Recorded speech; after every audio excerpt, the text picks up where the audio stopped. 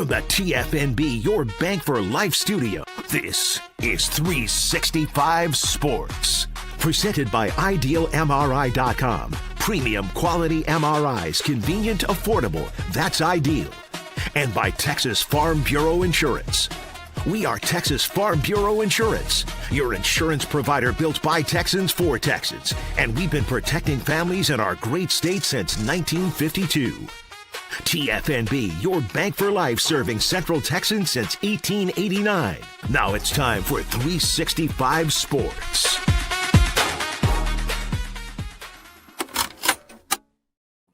Hey, good afternoon on this Tuesday afternoon, and headed towards Sweet 16 NCAA men's tournament. But today we're going to start. Paul Catalina, Craig Smoak. I'm David Smoak, and we appreciate your time. We're going to start with some spring football news and notes, and then get eventually into the men's tournament and much more. Our guest today, Chris Karpman, covers Arizona State for SunDevilSource.com on the new basketball coach, but football spring drills. And also John McClain, the Hall of Fame columnist, today at 5 o'clock. Let's start with this. Here are the Big 12 schools that are either starting today or very soon their spring practices. And, of course, some schools not having a game. For example, Arizona, starting today, they will have the camp end at the end of April, the 25th, which is about a month from now. Baylor opened up their spring football workouts today. Spring game and a fan fest will be on April the 25th. KU and Kansas State, both of them will start their spring workouts both on Thursday of this week and then have their camp end. Kansas a little bit earlier, the 17th of April, and K-State April 25th. TCU opened up there today. I'll have a note or two about them, and they will not have a spring game, but the camp ending on the 21st. Texas Tech, which had a couple of practices, then had spring break. They resumed today, and they will have the end of camp on the 17th of April. And UCF, the camp opens earlier, later than normal, about a week from today on March 31st, and their camp will end sometime in the month of May. We have had so much basketball, and of course, we do a great deal of college football too. But I just thought it was somewhat refreshing, guys, to just look at that. Those are 7 different programs who have not started, but started today or will in the next week. Yeah, I mean, I'm excited about it as somebody who's brought up spring football quite a bit. I know that it's not for everybody, including everybody on this set, as we talked about last week, but it is something that I am at least slightly fed with as far as just having a little bit of football to keep me going during this time of year where a lot of the focus is on basketball. My first love, my true love, is college football. And if it was up to me, that's all we would ever talk about. But I know that there's ebbs and flows in the news cycle where, other things take priority and there's other things that we have interest in. And so here lately, it's been, a lot of March Madness and brackets and all of that. But ultimately, yeah, buddy, give me some football. Give me some football to chew on. And I think all those teams, very interesting storylines. Everybody around the country is changing this time of year. Somewhat maybe of yourself last year, depending on what program you're looking at. But everybody's got changes galore on the roster, on the staff. And it's just a really weird, wild time where you don't quite know what to expect. So I understand not putting a lot of stock into it, but I like it, and I say that as somebody who's definitely, however, not opposed to a more official structure in the future, an OTA-like situation in June or something along those lines. I think that's probably where we end up when all is said and done. But, good to see a bunch more schools getting underway, and look forward to hearing whatever news and notes come out of there and quarterback battles and things like that. All right, well, also around the country, a handful of other schools to mention, LSU, Maryland, Miami, Minnesota, North Carolina, Penn State, at SMU, just an hour and a half north, also starting their football practices in camp today. I mean, you could do a whole 2-hour show just on those national programs that you mentioned right there. LSU could do an hour by itself just talking about Lane Kiffin and him taking the reins and all of the changes that come with that. Sam Leavitt coming over at quarterback. I mean, there's so much juice to squeeze out of the LSU lemons or limes or grapefruits or oranges or whatever for guys like Mike Scarborough. I'm sure nobody was more excited about the changeover in head coach than the people on the LSU beat, because either they were tired of Brian Kelly or maybe not even that, but the changeover to the Kiffin era is it's pretty crazy. And it only probably will get crazier based on history. Who are some of the others you mentioned there in line with that? LSU? LSU, Maryland. Miami, of course, made the great run last year. Yeah, I mean, they're super interesting now getting Darian Mensah and coming off the national title appearance. So, yeah, that's a program that's definitely going to have a lot of eyes on them this spring as well. All right. Also, North Carolina, Belichick, that story, PJ Fleck, Minnesota, Penn State with Matt Campbell, and SMU, Rhett Lashley and company. Also, that's just some pretty good names right there. I'm interested in all those except for North Carolina. I'm very much looking forward to the Belichick thing being over, because I just don't think it's going to continue to go well. And I've kind of tired of the story, I guess, a little bit, in that either win or do whatever. I don't care about the girlfriend. It doesn't even register that kind of drama and all that. But what I don't like is when people think that they can reinvent the wheel, and certainly he and Mike Lombardi think that they have. Who do you have the biggest negative? If I was to say Mike Lombardi, Mike Lombardi. Look, and look, Bill Belichick is one of the the greatest coach in NFL history. That's beyond dispute at this point because of the wins in the Super Bowls.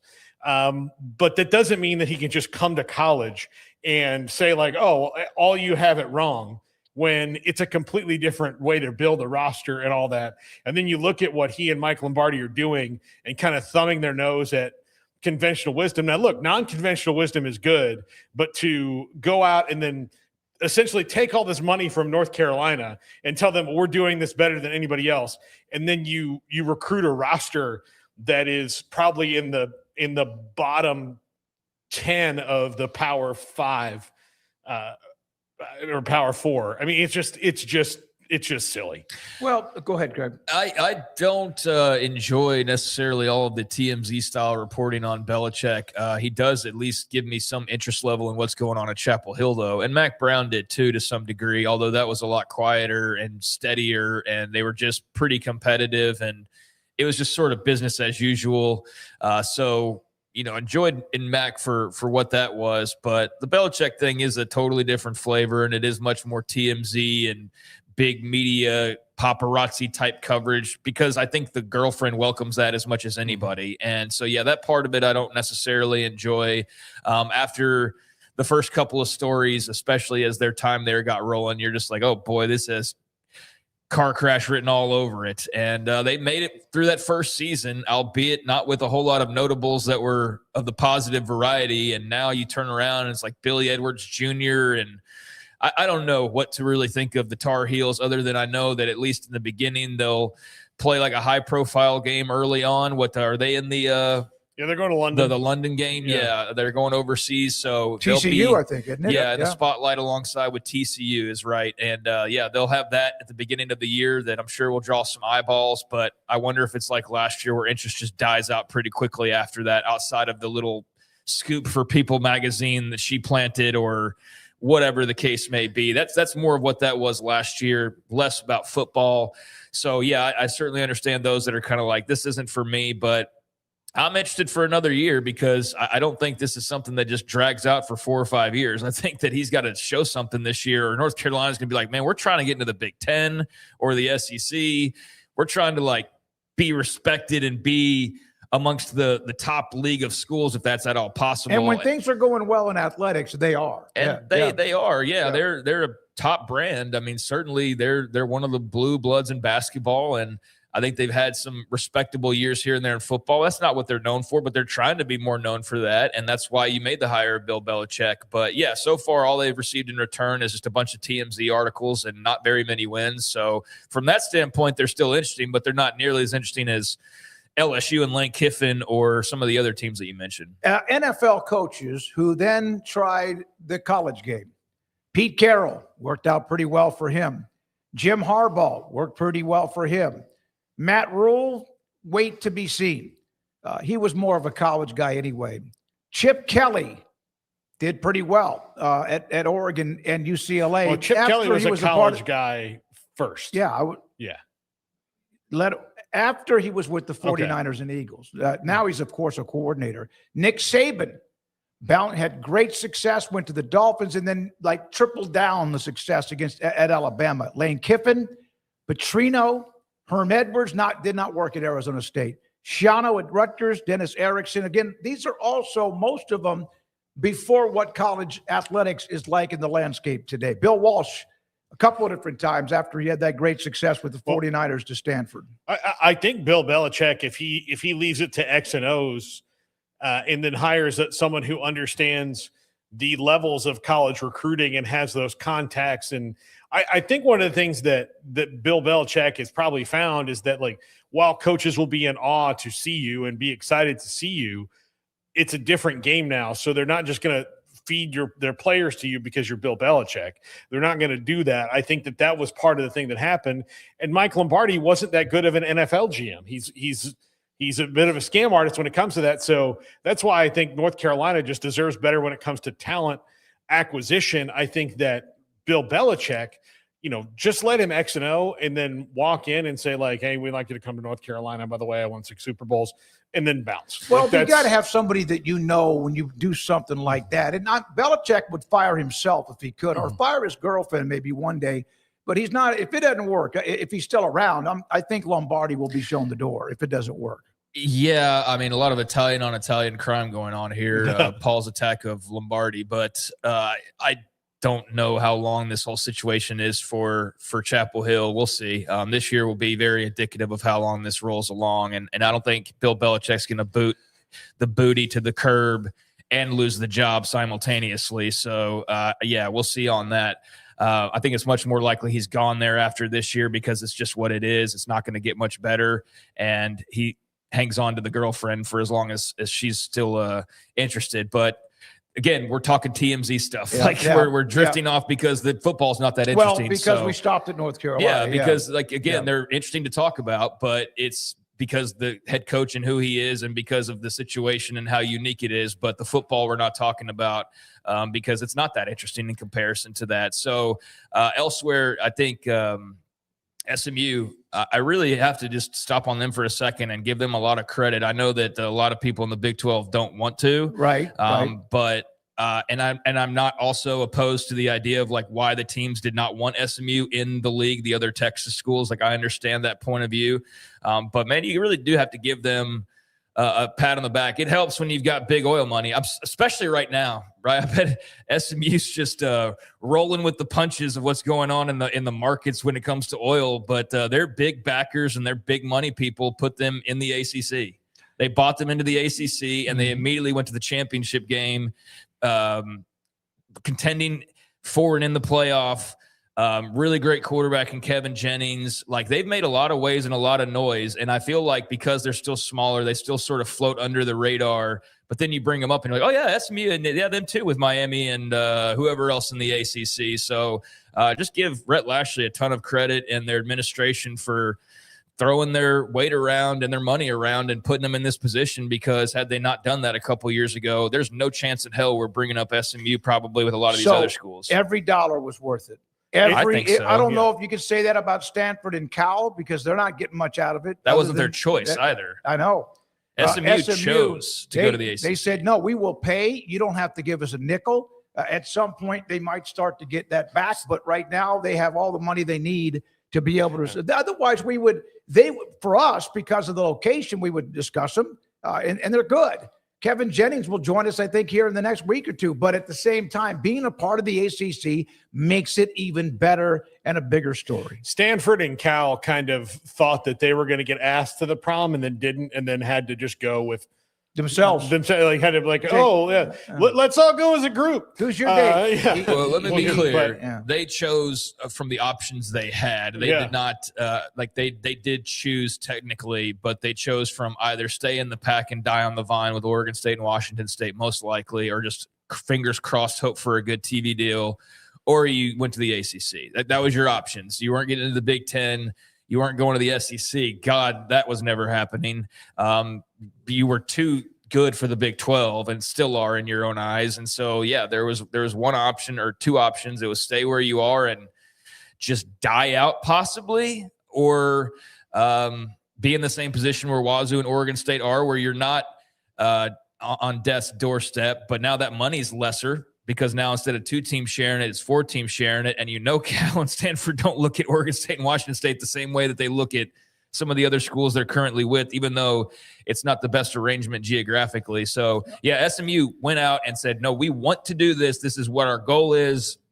We'll accomplish it however we can, and they did, and they got in right under the radar, and they've definitely blossomed. Yeah, and immediately stepped on some people's throats and got to the tournament, or would you say the playoff? That's just really pretty cool. I know there's some can't stand them, won't ever that's okay. It's a great story. That's rivalries. That's all that is. Yeah. If I asked you guys to name me the best 3 coaches in the ACC, and I probably did a survey of this, I guarantee you Rhett Lashley is on the top 3 of most people's list. Cristobal, Norvell, obviously. Georgia Tech. I always Brent Key. Brent Key would be a part of that conversation for me, and Rhett Lashley would be there. I know we're missing a couple. I mean, look, I know that some people are going to throw Dabo in there because of the success. Lately, lately, I know, you kind of have to. Yeah, I would over. It's a couple national titles. Yeah, so he's at the top. Yeah, he's at the top. But I would say that my top 3 is based on the combination of history and current success. It's Dabo, Cristobal, and Lashley, because I think they're the ones who are. Dabo's not hitting it as much as he used to, but he's still Dabo Sweeney, and if he kind of gets out of his own way, they'll be fine. But as far as consistently, give me Cristobal, Lashley, and then if I'm getting down, I'm going to Brent Key and probably James Franklin after that. And then you got a whole bunch of guys who are kind of swimming around to me in that conference. So that have to prove themselves. But the point was, Lashley is in that conversation because of what he's done and because he did it at SMU when they were in the ACC. Yeah, I mean, Brom, Diaz, there's some other good coaches in that league. Diaz obviously did a great job winning the title with Duke, although it's the title that, while it amounts to the same as anybody else's, it's just kind of weird how that all worked out ultimately in the ACC. But, yeah, I think that that Dabo still, I mean, regardless of how you feel he's sloping negatively as we move forward or just staying steady or whatever, to sit there and not have a guy who's won multiple national titles in the last 10 to 15 years and who's not going all of a sudden 4-8. He's just not winning national titles every year is just kind of a slap in the face. And I understand that things have changed since they won that last national title, but I'll put his resume up against anybody else's in that league and be really confident in it, because it's not as though Clemson's suddenly some bad program. They're just not the best program, not named Alabama, every year for a 4 or 5 year stretch. Yeah. And now a couple of that have joined that party too. Ohio State, obviously Ohio State, Indiana, Georgia, Michigan. Yeah. So it's all opened up. But yeah, Lashley, to the point, is there near the top. Absolutely. And man, we enjoy having him on whenever we can. Sunny Dykes said that he's in TCU are talking and very close to what might be finalizing a deal for a contract extension. AD Mike Buddy mentioned this last month. And oh, by the way, a couple other reports from today. One of the reporters that put it out there that said, hey, don't shoot the messenger, because I'm not sure how completely positive this is for the entire fan base. I like Sunny Dykes. I think they're in a really good spot, but he's working. He and SMU working on an extension. Before you guys respond, here's a couple other notes, and then we do. TCU. TCU, yeah. Jaden Craig said he's very comfortable with the offense, the Harvard transfer quarterback, so there's plenty of carryover from the scheme that he ran at Harvard. And also Dykes saying that Jaden Craig brings an extra running dimension that the offense hasn't had for the last few years. They had one when they played for the national championship. Hoover didn't take off too much, but that was from Sunny Dykes today at practice. Yeah, he's a dual threat guy, and once again, it's going to be on that offensive line to get better, and hopefully, they can build that into the run game a little bit more, so they have that. Look, Max Duggan, though, he was a tank when it was running. He was a big guy. When he's running out there, it's completely different. So I think that that's the key for them. They can go from middle of the pack just slightly, towards the top of the middle, towards really good if they can just run the damn ball.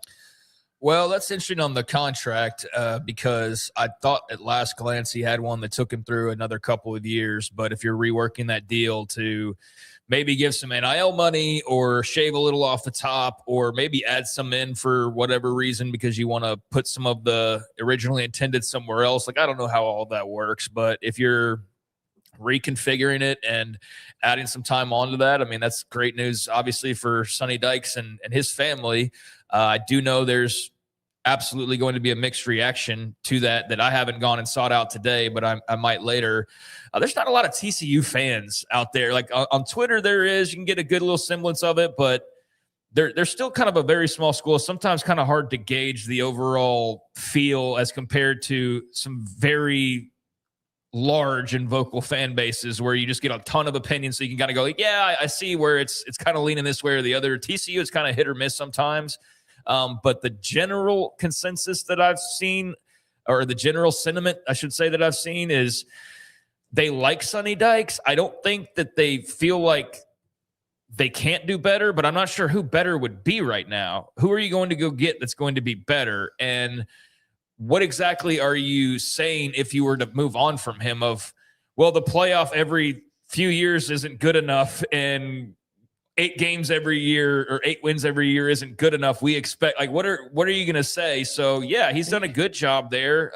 They've ebbed and flowed a little bit, but I don't know what you would turn around and go do that would be any better. His first year, they went 13-2 and got blown out by Georgia, but Georgia in the championship game, he's 36-17.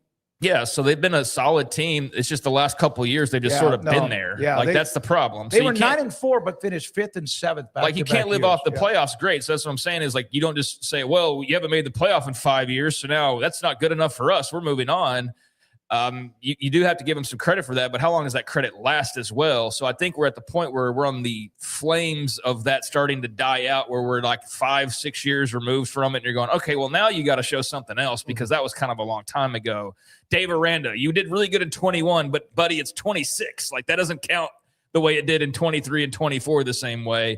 So I think that's what that playoff run is. And beyond that, he's just been pretty consistent, but they haven't been great. So, yeah, I think it makes sense for them.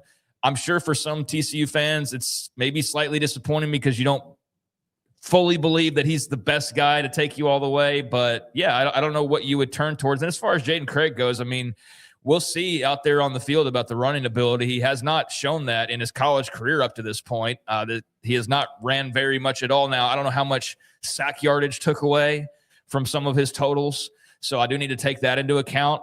He did have in 23 a year where he ran for over 100 yards. Now, I had to imagine sack totals took a lot out of his 64 carries because otherwise he's averaging 2 yards a rush, which is nothing big at all, but he had 7 touchdowns. So he ran around a little bit, 24 to not run much at all, and then 25, 78 yards and 3 TDs on 48 carries. So, again, I don't know how much the yardage got dinged by sacks, but, yeah, he can run a little bit.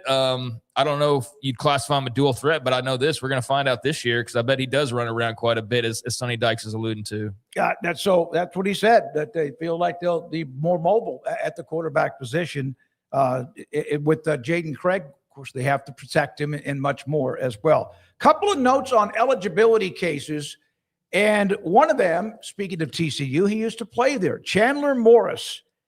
He has filed an NCAA injunction or asking for an injunction on his eligibility. The NCAA said that he does not have the ability to play what would be a 7th year.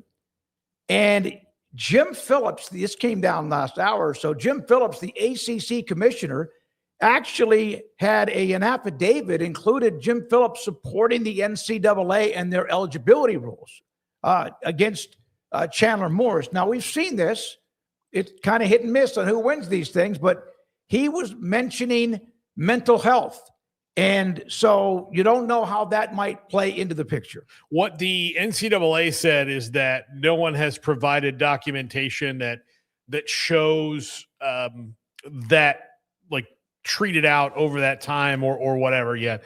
So we'll see what happens, what the courts decide. For me, when it comes to the NCAA and them saying, well, we don't have this, quite often I'll just wait till you have to produce it in court, and then if you do or don't have it and they denied it for whatever reason, then that's the case. But this is really interesting to me on the case of Virginia, who went out and signed Eli Holstein and Bo Pribula to contracts to come and play and compete for the quarterback job. If you bring in last year's starter, should they win, and he plays there, because it's been said repeatedly, this is not about him coming to Clemson. Dabo Swinney said that. He said that. His dad has said that. He wants to go back to Virginia. Virginia's fighting this position on his behalf. Tony Elliott, they're supporting it. I mean, that's really interesting here. I don't know if he'll get it or not. And on the other side of this, I understand the whole mental health aspect of it, but at some point it just comes, you've got to move along. And I don't think 6th and 7th year players are really helping college athletics all that much. I think that it's not proven out to really be a championship winner for the most part across most sports. And Jim Phillips is always going to have to side with the NCAA, because if he sides with Chandler Morris, then he's going to have to side with every other player who sues them. And that is, I don't know who has time in the day. Greg Sankey did somewhat the same thing with the Trinidad Chambliss case. Greg? Yeah, I don't think the commissioners want guys with 8, 9, 10 years of eligibility. I think that goes in against the spirit of the sport and their vision for what the sport is and should be, as it does for a lot of people. And on the eligibility issues, that's one of the things getting figured out this offseason. We've seen Heineke at Oklahoma, Chambliss. Here we are with Chandler Morris. There's been others as well, and they've been kind of all over the place because the rulings are in different places and different reasons as to why and all of that jazz. But this is an offseason that really is stacking more logs on the fire to try to get something done as far as eligibility goes of, hey, it's 5 years or nothing. That's 5 years. That's what you get.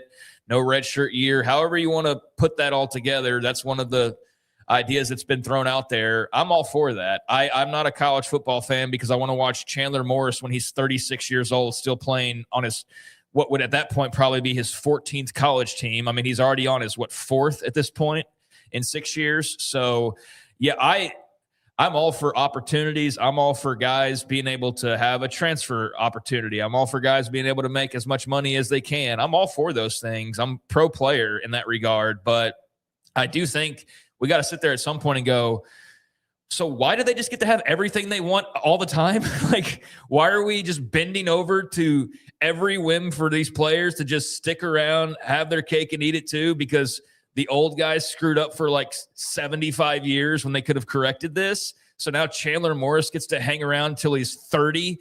And I know I'm stretching it out a little bit there. I'm going a little bit over the top. But do you think he wouldn't try to stick around for a 7th, 8th, 9th year if he could? And some of these guys wouldn't try that? I guarantee you they would. If they're not going to be in the NFL, they move on to something. Not. No, probably not.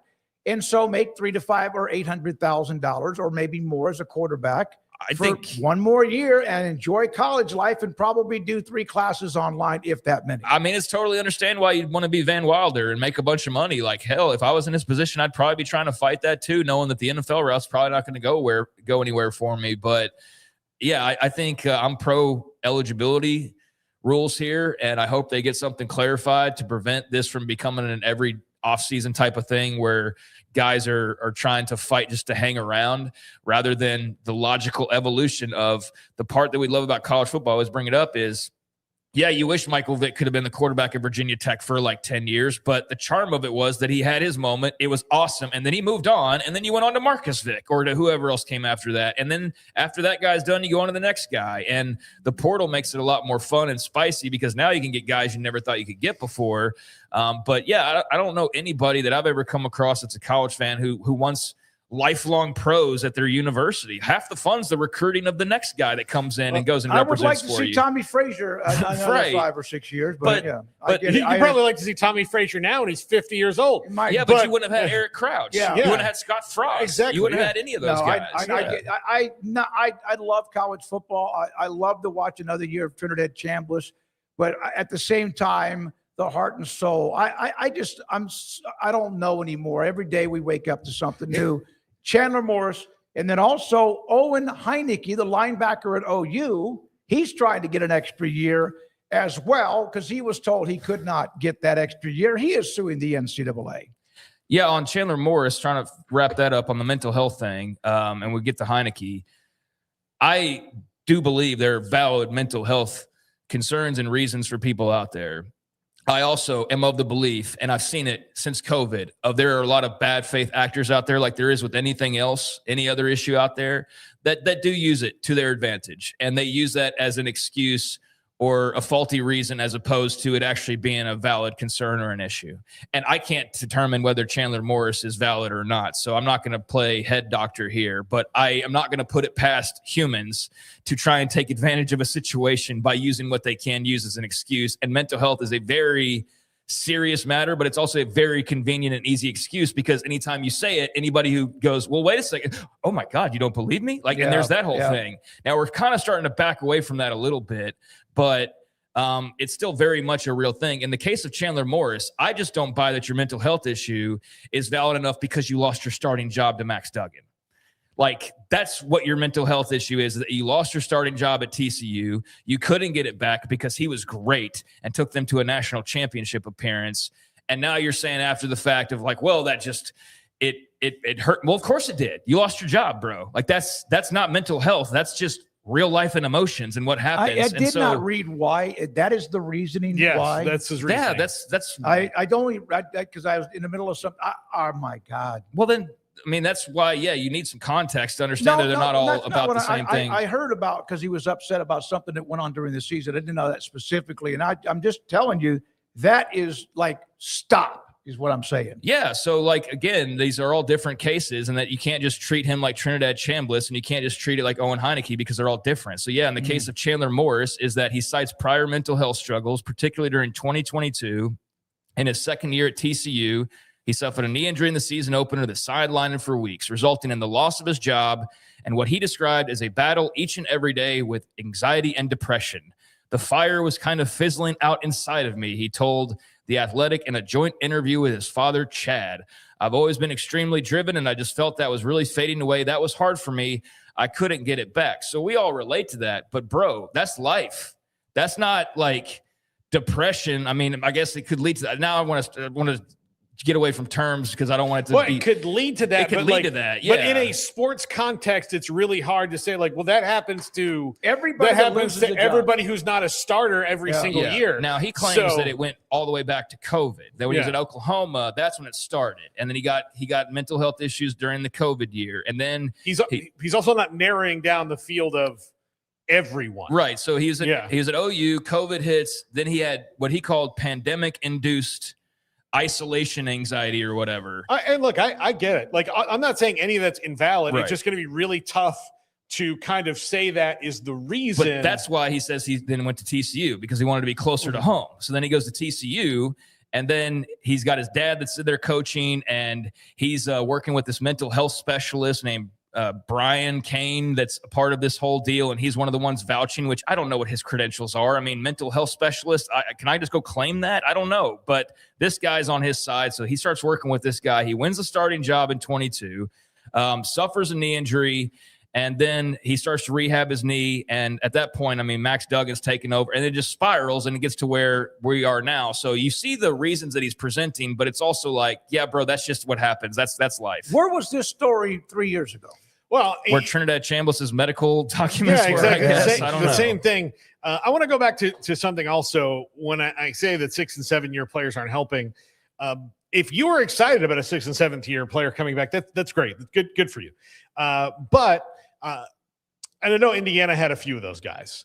But like once you get past that COVID year, now we're starting to talk about guys, getting these extra years. For the most part, those guys aren't helping you with national titles, because if they were good enough to be in the NFL, they'd be in the NFL. Well, they can help you win a college title, can't they? Yeah, but like for the most part, though, the teams that win year in and year out, and I go to we're in the first couple years of this new thing, so it probably doesn't apply exactly the same way, but the teams that are always going to be in the playoff are the ones that when you, on April 25th every year, when you turn on the draft, they're going to say, this school. Like those are the ones who are always going to be in the playoff. So, that's also not additive. But back to Chandler Morris, we're not, nobody here is qualified to say whether he had depression or not, or this was valid or not. But in the scope of sports, you have to narrow it down, because if you're the courts, I mean, if I'm the NCAA, I'm asking, okay, so you lost your job and you were depressed about it.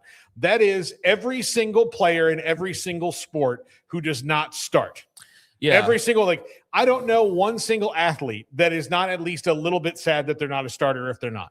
Like, some of them deal with it worse than others, but you kind of move on and you deal. And yeah, he had a hard time coping, and everybody has their struggles. We've all had them. But in the legal context, that's what's going to be really hard to prove, because you're like, okay, so now all somebody has to do is say, if you're a softball player, if you're a volleyball player, if you're anybody, like, hey, I didn't start that year and I was really sad. Well, okay, but that's literally everyone who doesn't start. So here's the kicker on the remainder of the story is that Sunny Dykes and Jeremiah Donati, who was the AD at the time, they're actually quoted in here. So he was working with this mental health expert, and this guy puts together a treatment plan for him. And he didn't believe that the physical health was there to be competitively ready, but they wanted to keep him involved, but have it at low stakes. This is all from the Athletic article. So Sunny Dykes and then TCU AD Jeremiah Donati get on board with this treatment plan, and they submitted supporting statements to Virginia's waiver request. So they said that Dykes wrote in a statement last December, while his physical recovery progressed well, he was able to resume practice and competition. His psychological recovery required additional time. We did not believe he was mentally prepared to return to substantial playing time. So he ends up playing a few snaps over the end of that 22 year. They go to the national title. Nobody remembers him because everybody's talking about Max Duggan. And then it went on to say some more from the statements, but yeah, he's leaning on that treatment plan, and that's what TCU basically said was best for him at that time, and that he was hurt literally, and that he was also hurt mentally, and so now he deserves another year. So that's kind of the gist of the story, as best as I can try to cram it in, and that's the latest eligibility attempt. And while I sympathize, certainly, I also know that there's a lot of scammer type people out there, and all that sounds really real until he gets what he wants, and he's like, boy, they bought that, didn't they? And I can't separate the two, honestly. Yeah. I want to give him the benefit of the doubt, and so I'll believe his tale, but at the same time, I can't help but believe that there's some agent going, like, another year, you make about $800,000. His dad is good people. I know he's bounced from great people, but at the same time, if you want to help your son get another year, you're going to do what you can. So I don't know what's going to happen there, but there was a time there for a while when you could go to mental health and you basically got a green light to do most anything. You did. And sometimes probably you needed. I think there was very valid instances of that, probably more than not. I do think there's also, anybody could say that they probably saw people take advantage of that. So that's somewhat of the debate here. Not that we're having that debate. We're just saying that it could be this, it could be that. I don't know. He played a little bit. They said it was for recovery purposes, and so that shouldn't count, is basically what this is saying. So we'll see what he gets, but yeah, add him to the list. And you mentioned Heineke from Oklahoma. The Oklahoma linebacker. He also was trying to get, now he's going to get a waiver, or he's going to have a hearing a week before the draft. Yeah, he's had to prepare for the draft all this time because he hasn't been able to see whether or not he's going to be able to come back, or at least up until this point, he's not allowed to come back to college football. And it's all going back to when he was at Ohio State and playing lacrosse, and he played in a few games. And by few, I do mean few, like a handful of appearances. And that counts against him. And they're saying that it shouldn't.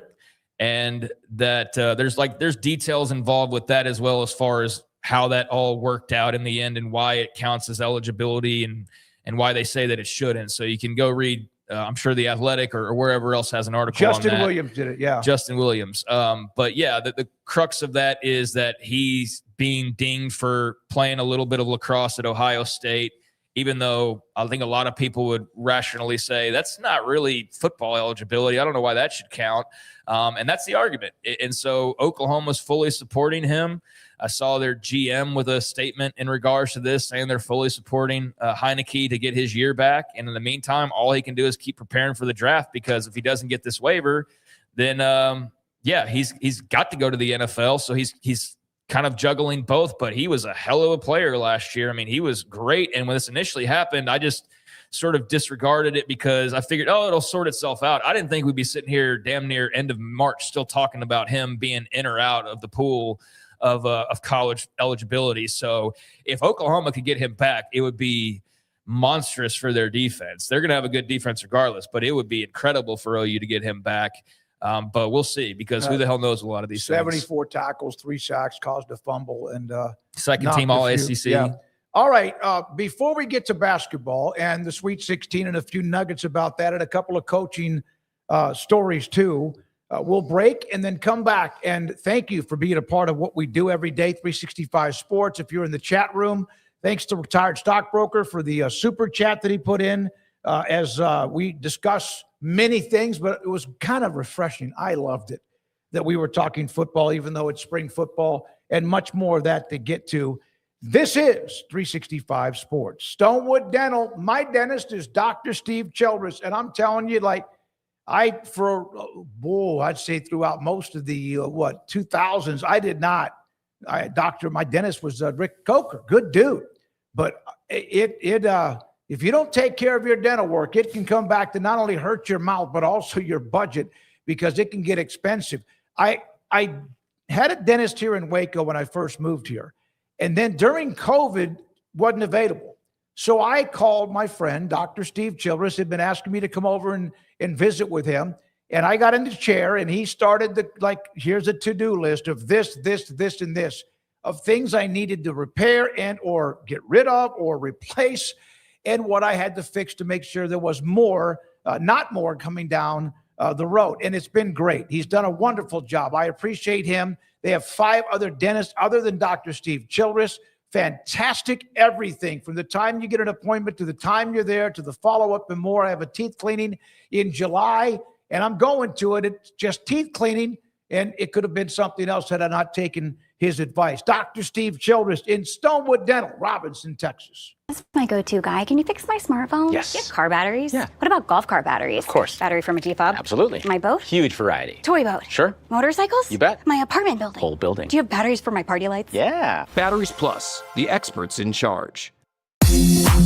It's time to compete against yourself, finding too many excuses not to work out combined with bad eating habits, and Waco Regional Tennis and Fitness can help reach inside your competitive soul. Discipline, getting results you've only dreamed about, personal training, group exercise classes, and even a tanning bed, world-class tennis facility, and pickleball courts and lessons available. Waco Regional Tennis and Fitness, spacious, clean workout rooms, free weights, state-of-the-art technology, weight training equipment, and no intimidation. It's time for you to react today, not tomorrow, at Waco Regional Tennis and Fitness on Lakeshore Drive in Waco.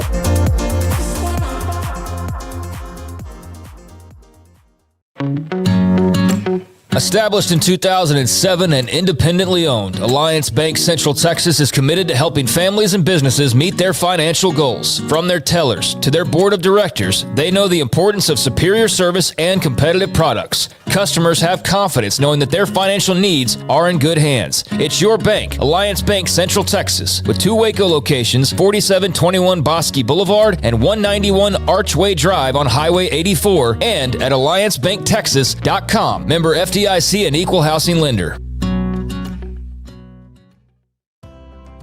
When you play hard, sometimes you fall hard. Sports injuries require special treatment. At Southwest Sports Medicine and Orthopedics, our team of expert doctors provides athletes and active adults with comprehensive sports medicine care, diagnostics. Whether you're in high school, college, or beyond, we'll help you get back on the field. Call on the team physicians for Baylor Athletics. Call Southwest Sports Medicine and Orthopedics.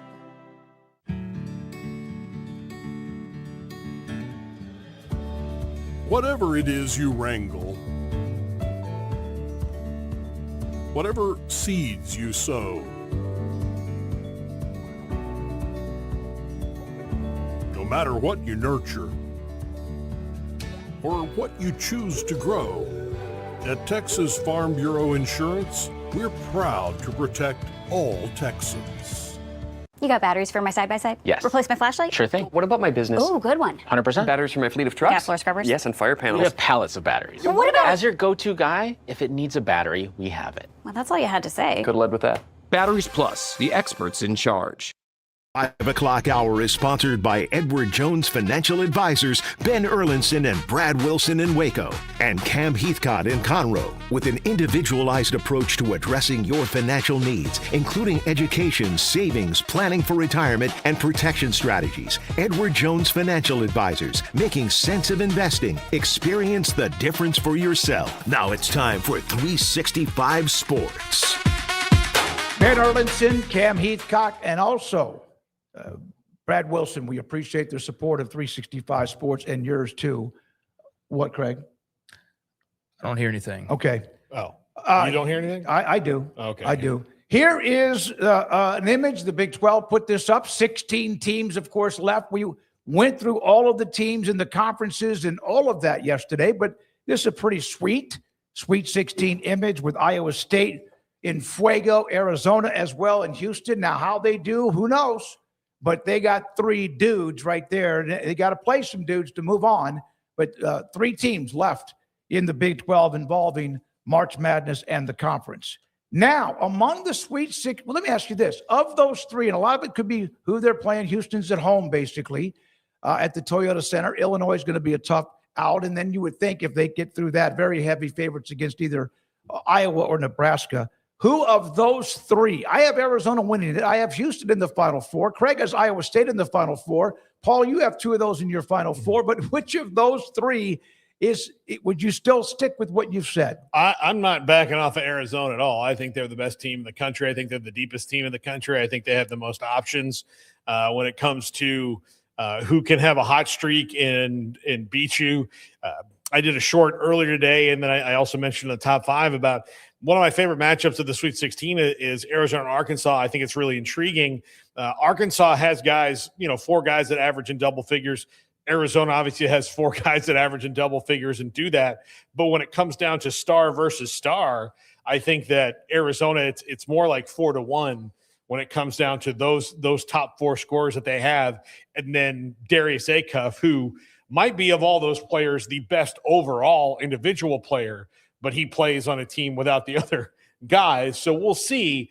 I think that it really intrigues me, but I just think that they can do it a whole bunch of different ways. And that's what makes them scary in that, Utah State got after them a little bit, but also Utah State's got one of the best coaches in the country who's probably gotten a couple calls already. He's at Cincinnati. Oh, Cincinnati. That's right. Sorry. Yeah, he's at Cincinnati as of yesterday. He's already signed a contract. He's already signed a contract. So, again, and a team they're going to have to deal with. Like, if Cincinnati was worried about, like, hey, can he give Arizona a headache? They're like, nope, there we go. Check that off the box. So, yeah, I'm still a believer in Arizona. I'm a believer in all 3 of them. But I think that I have the least questions about Arizona. Craig?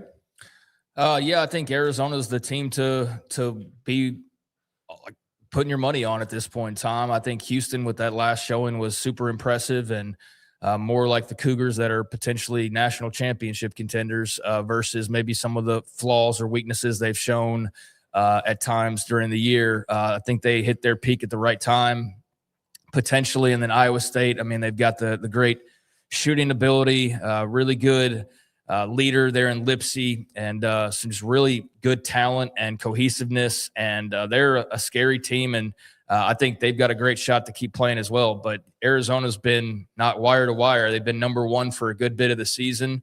And they are as loaded and as talented and as big and just ready for, I think, all comers as anybody. And so, yeah, I think Arizona is the team you place your bet on if you're placing your bet on only one team. Had they been just a little off, and they weren't flawless against Utah State, but a little off, that's one of those games that could have been like, oh, my God, they got to fight back until the end. But they still led for most of the game. Now, each of the 16 teams, when was the last time they were in the Sweet 16? The entire left column. And the first team at the top, Tennessee, with Rick Barnes, I think this is like 6 years in a row for them. 2025, they were all in it. So that's 9 teams that were in this thing last year. Then UConn, the year they won their back-to-back, Illinois, and then Iowa State, Texas in 23. Then you have Iowa and St. John's in 99. And then, of course, the story about had never won a game in Nebraska. But there is some consistency recently and in history-wise of those who've been to the Sweet 16, including this year. So 13 of them know exactly how to do, not know exactly, but their fans are used to this. You've got 3 teams that have been in the desert. Iowa's the one that surprises me so much because of how wildly popular Fran McCaffrey was there for a while, but never got to the Sweet 16. He was like they were a couple of years, like not his last couple of years, but right there before he left, they parted ways with him. He had a couple teams that you're like, oh, Iowa's going to be a Sweet 16 team. There's no stopping him. His son was playing for him. Like, this is the one, and they didn't. And, St. John's was one of the elite teams of the 80s, and then the world changed and left them behind for quite a long time.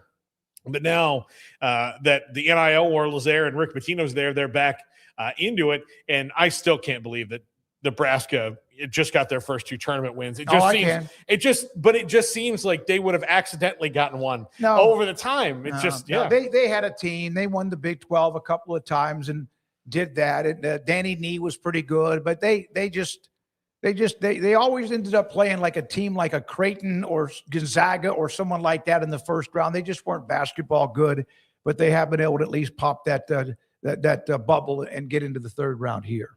So those are the last 3 teams. It's been 25 plus years, and for Nebraska, since their first ever basketball season. Now, speaking of Iowa and speaking of Nebraska, they have Cornageddon. That's what they're calling this game. The final battle for the Heartland. Now, there's other in the Heartland. We mentioned that the map yesterday, but these 2 teams, they've played already this year because they're in the same conference.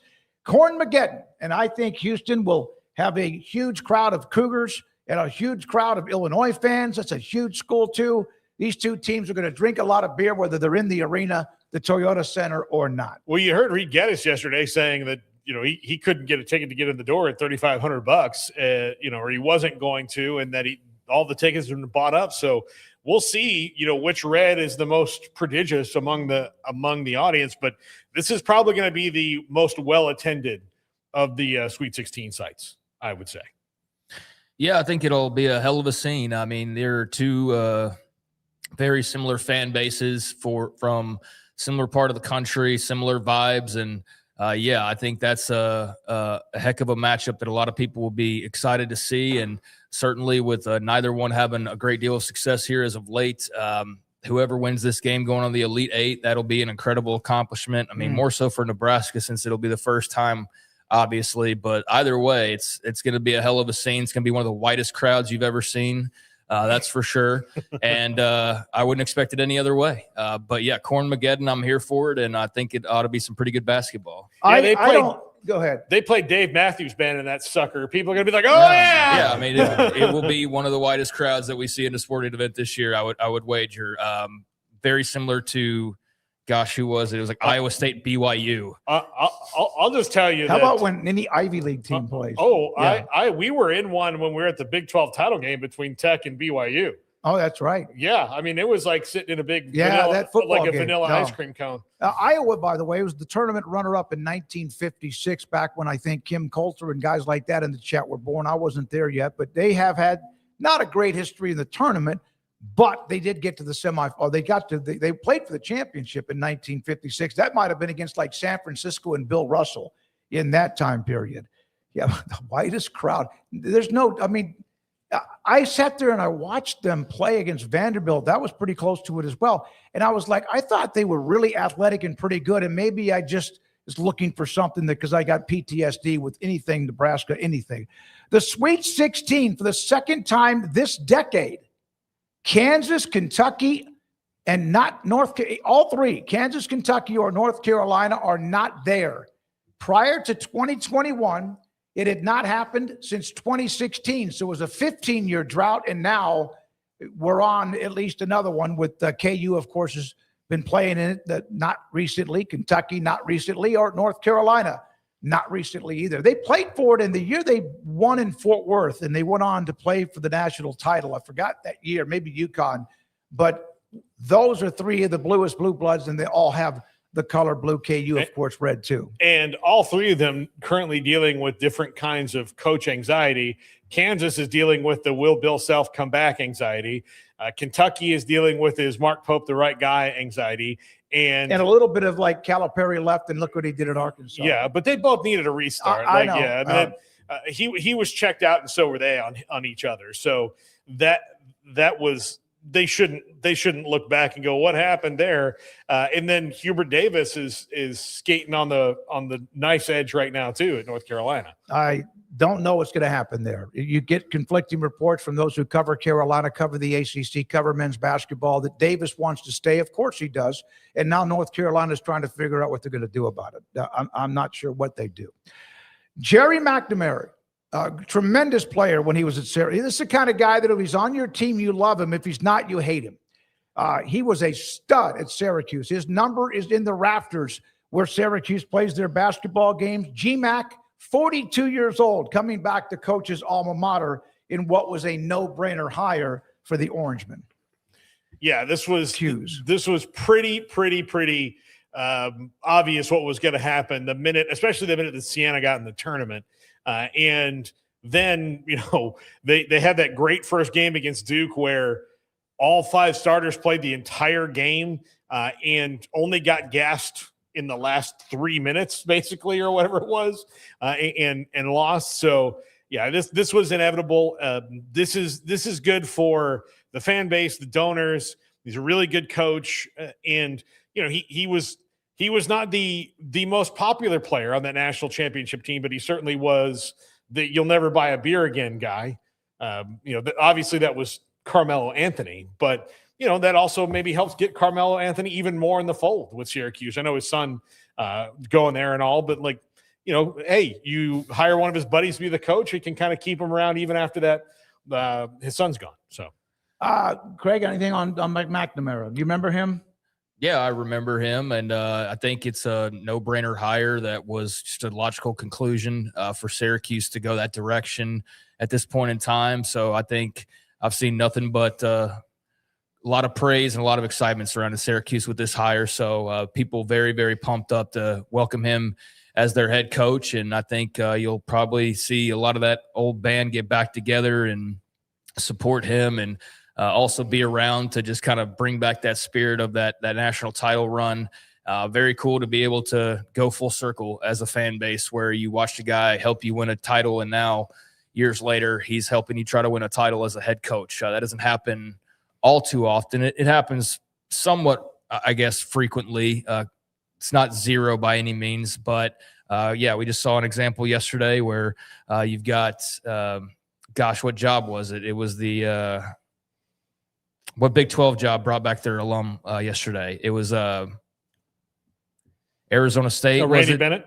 Yeah. Yeah. So we're talking to Gus, in fact, Chris Cartman about that in the next segment. So bringing the alum back is not unprecedented, but it's always cool when you see that happen. And I think for Syracuse, it just makes a ton of sense.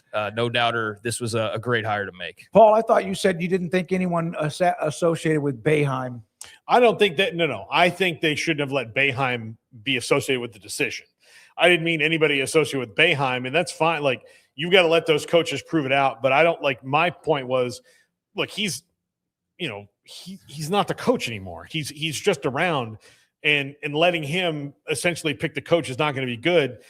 Having somebody who played under him, not a bad idea, but I think letting him do it. I don't like the Barry Alvarez situations, and Barry Alvarez did a lot for Wisconsin, but I do think that there were a couple of coaches in there that felt like he was still the coach. I can't remember who it was. It might have been Anderson that was there, that they didn't take this. Like, there was a statue of Barry Alvarez in his actual office, like not in the lobby of his office, like in the office that he sat in. They had a statue of Barry Alvarez in there that he had to look at every day. Well, he's an idiot if he let that happen. Well, I mean, I don't give a damn if it's Tom Osborne or Bobby Bowden. No, you put that out in the hallway or the lobby. But and so I can't remember which coach it was, but they had that. So put it in the lobby, but but also Barry Alvarez was coming in there every day and kind of telling everybody what to do. And to what extent that was good and bad, I just don't think that. I think that's a case-by-case basis, and I think that it's probably, if you kind of let Jim Boeheim tell you what to do, I don't think that's going to it's going to be good for anybody. Plus, they have a new AD. Let him cut his own path. All right. So Jared Calhoun was the alum going to Cincinnati. That's what I was trying to refer to, not Randy Bennett at Arizona State. Jared Calhoun at Cincinnati is another alum going back home that we saw. All right. Well, in fact, Chad Brendel reached out to him. Haven't heard back from him on that and what that means to Cincinnati. Plus, we'll check in with spring football like we're going to do with Chris Cartman, who covers Arizona State, plus their new hire with Coach Bennett. That and more. This is 365 Sports. Marco's Pizza, more toppings, more flavor, savory taste. One topping pizzas only $8.99 each. Pepperoni Magnifico, $12.99 each. That's the large. Sides and desserts and more. You can go to marcos.com to find out the specials. I just read 2 or 3 of them. Explore their hot deals, whether it's cheesy bread or pizza or wings or sandwiches or what you want. Any size specialty pizza now is also $3 off. So Marco's Pizza, Bob Mock is the owner, 5 locations in this area, fastest growing pizza brand in America. Marco's Pizza, marcos.com. Pizza lovers get it. With over 25 years of excellence in IT, Carrion Solutions is your trusted technology partner. From managed IT services to cutting-edge cybersecurity, our expert team delivers tailored solutions that drive success. Our portfolio includes products such as Veeam, Bitdefender, Microsoft, Cisco, and Fortinet. Call David Carrion and his team of experts. Call 888-522-2221 or visit us at carrionsolutions.com. Established in 2007 and independently owned, Alliance Bank Central Texas is committed to helping families and businesses meet their financial goals. From their tellers to their board of directors, they know the importance of superior service and competitive products. Customers have confidence knowing that their financial needs are in good hands. It's your bank, Alliance Bank Central Texas, with 2 Waco locations, 4721 Bosque Boulevard and 191 Archway Drive on Highway 84, and at alliancebanktexas.com. Member FDIC and equal housing lender.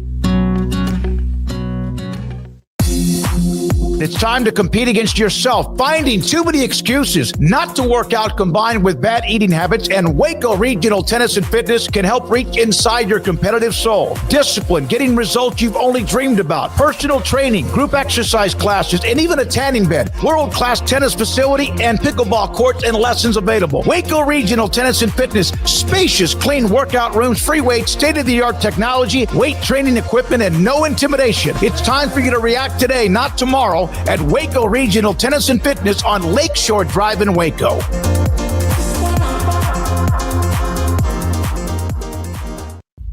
At BK Ford, we step onto the field every day for our customers. Here, legends are born and glory is earned. The spirit of competition unites us all as we stand as one. It's more than a truck, it's a passion. Get ready for the thrill, the triumphs, and the unforgettable moments that only BK Ford can deliver. Are you ready to experience better? BK Ford.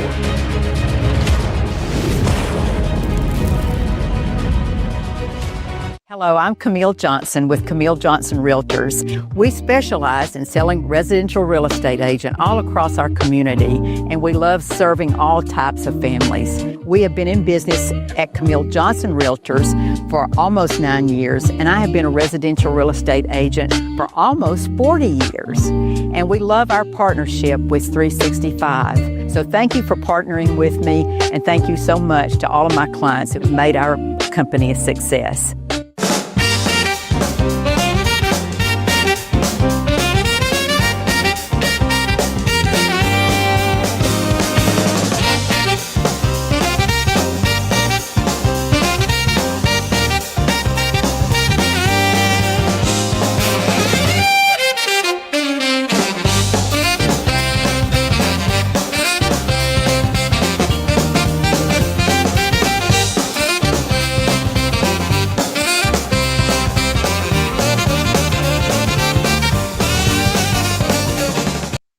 O'clock hour is brought to you by QC Kinetics. Feel better, move better, live better with regenerative medicine using your body's own healing abilities for natural pain relief. No surgery, no drugs, no downtime.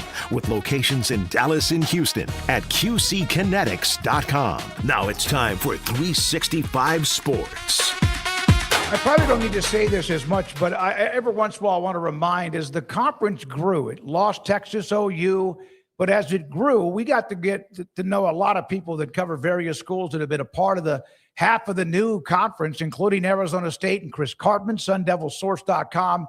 And Chris joins us on 365 Sports in what is a busy week with spring football going on, but also the new coach coming in, Randy Bennett, to take over for Hurley at Arizona State. Chris, thank you very much for your time.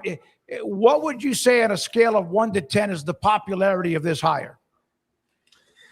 Yeah, probably an 8.5 to a 9, I would say. ASU's fan base, some irrationality exists, I think.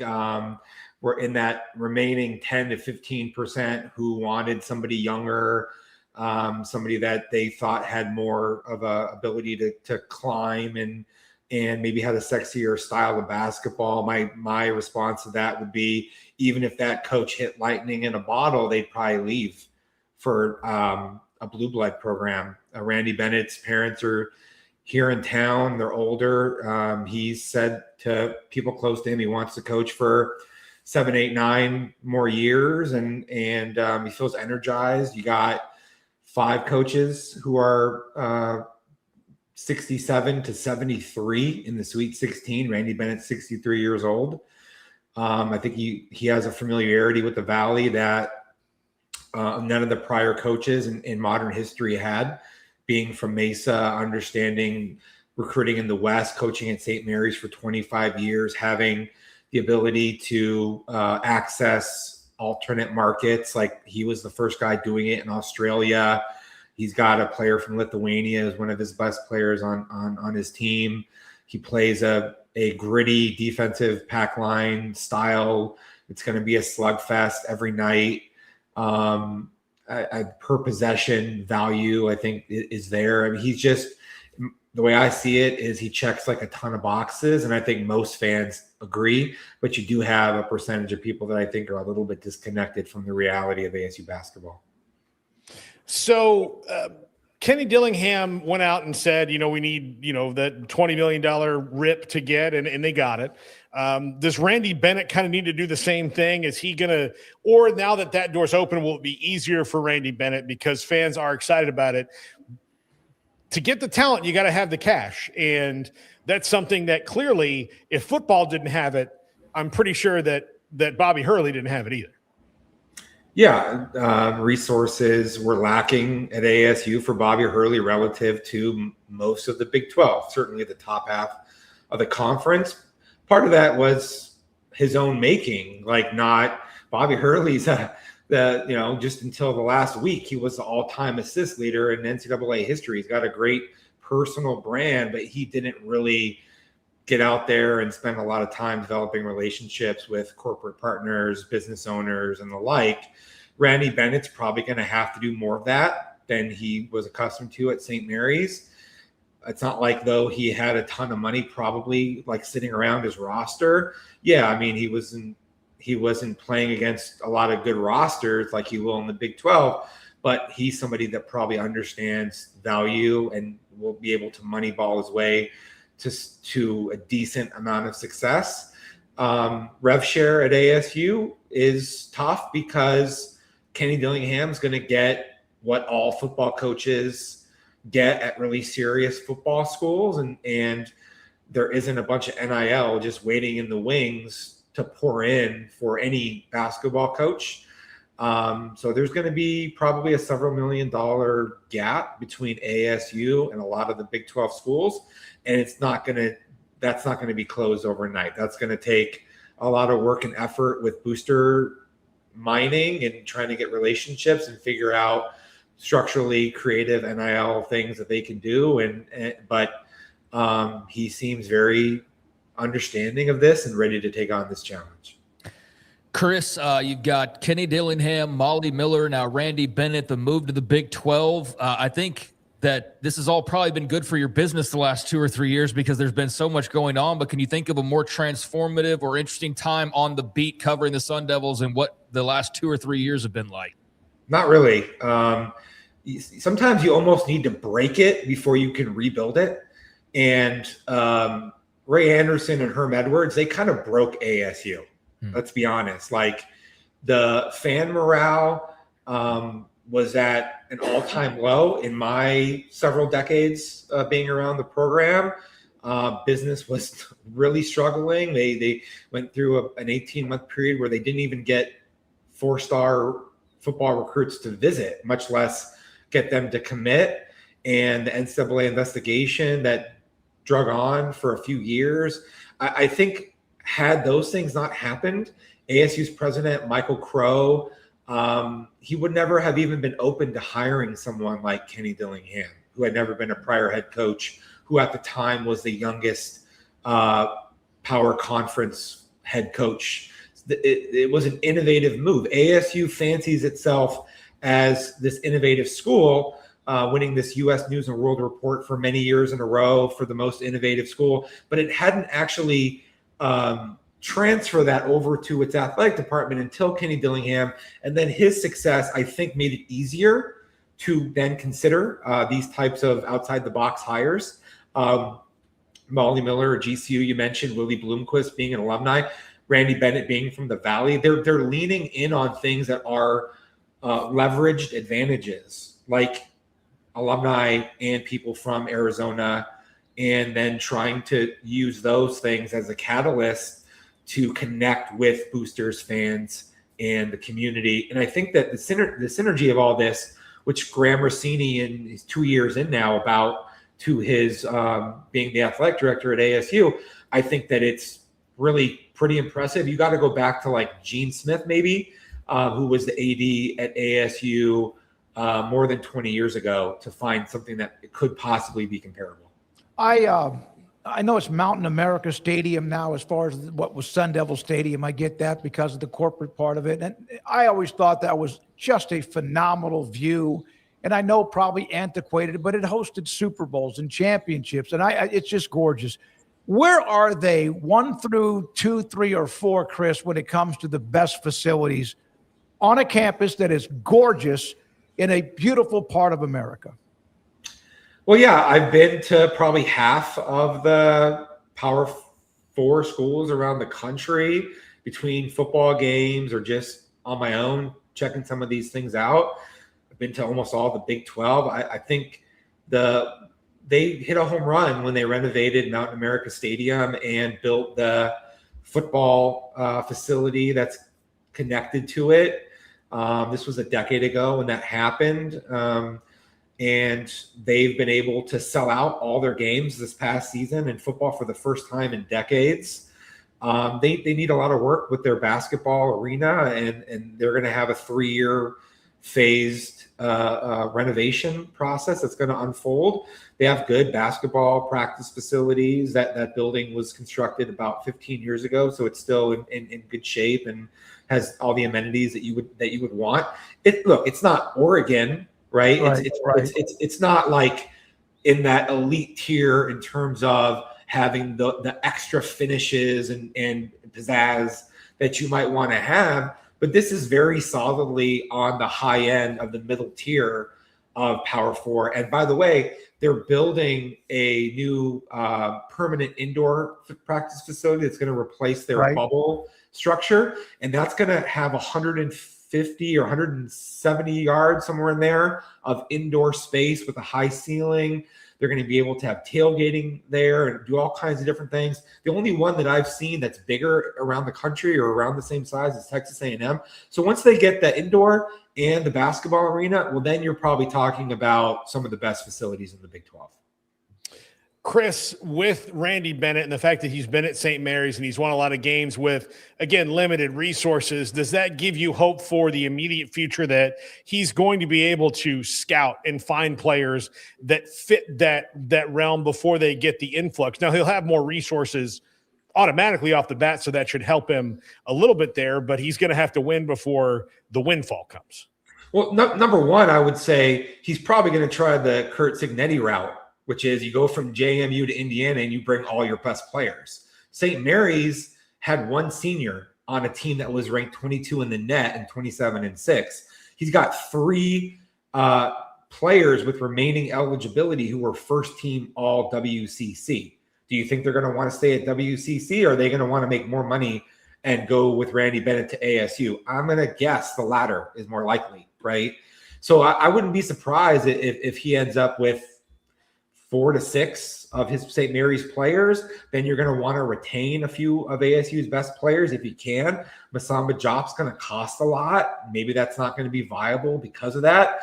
He would be the number one guy, if you can make it work financially. But then Noah Mausen, Andrzej Gerbovich, Santiago Truitt, they're guys that I could see fitting in with Randy Bennett and his style.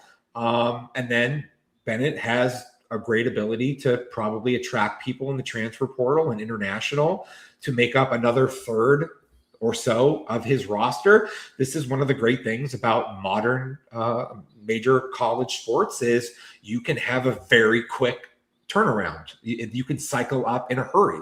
It's not going to be without challenges. Again, they're not going to have as much money. They're not going to have as many athletes as the best teams, the Arizonas and Kansases and Houstons of the Big 12, period. But they're going to have a very competitive style of play, defensive-oriented, tough, hard-nosed, gritty. They're going to play value the ball per possession. Shot quality is going to be very important. And so they're going to be in a lot of knife and rock fights where they're competitive, I think, against some of these better teams. Chris, on the gridiron, spring football, it's kind of just sort of there, I think, for a lot of people at this point. It's a nice little reprieve from non-football for like 8 months, but so much has changed as far as some of the star players, Jordan Tyson and Sam Leavitt being gone. What stands out to you as far as top of mind for spring ball for the Sun Devils? Is it Cutter Boley in the quarterback spot? Where does your brain go? Yeah, 3 practices in. I've been out there for all of them. Biggest takeaway is for as much as ASU lost with its production from last season, I've been pretty impressed by the size, height, weight, athleticism of their newcomers. They signed the number 15 transfer portal class in the country by 24/7 Sports. Others maybe saw it a little differently. But if you look at like their skill players, they got big dudes like Reed Harris and Omarion Miller, Raiden Vinesbright. They got a great wide receiver group to try to help them replace Jordan Tyson. I think they're going to be more dynamic at that position because it was either Tyson or bust kind of last year. Cutter Boley's had a pretty good start. It's more seamless than I kind of expected in terms of his ability to execute the offense and understand what he's trying to do out there. And I would say ASU's secondary, bigger, longer, more athletic guys. They play a lot of zone coverage. So you get more fingertips and passing lanes and I think a better ability to contest the ball is a good chance that we're going to see that this year. Owen Long is he was the number 1 tackler in the country last year at Colorado State. I think he's going to be a really big time addition on the defensive side. And for as much as ASU lost with their offensive and defensive lines, I think that the transfers that they got also look quite good. I'm not seeing as much of a drop off as I would have expected for how much ASU lost when I just look at the talent, height, weight, speed type quotient stuff out there. So they've had a couple of rock stars, obviously Scattaboo, and then what Leavitt was doing, and that kind of ended in whatever way you want to think last year. And that didn't hurt. Plus, they're winning, and Dillingham's a rock star. Who's their rock star now? Who will be? Jordan Tyson was a great player too, who will be drafted early in the draft next in April. Anyone else that maybe is the next man up or next player up? You're going to see ASU is going to have one of the best wide receiver duos in the Big 12, maybe even in the country.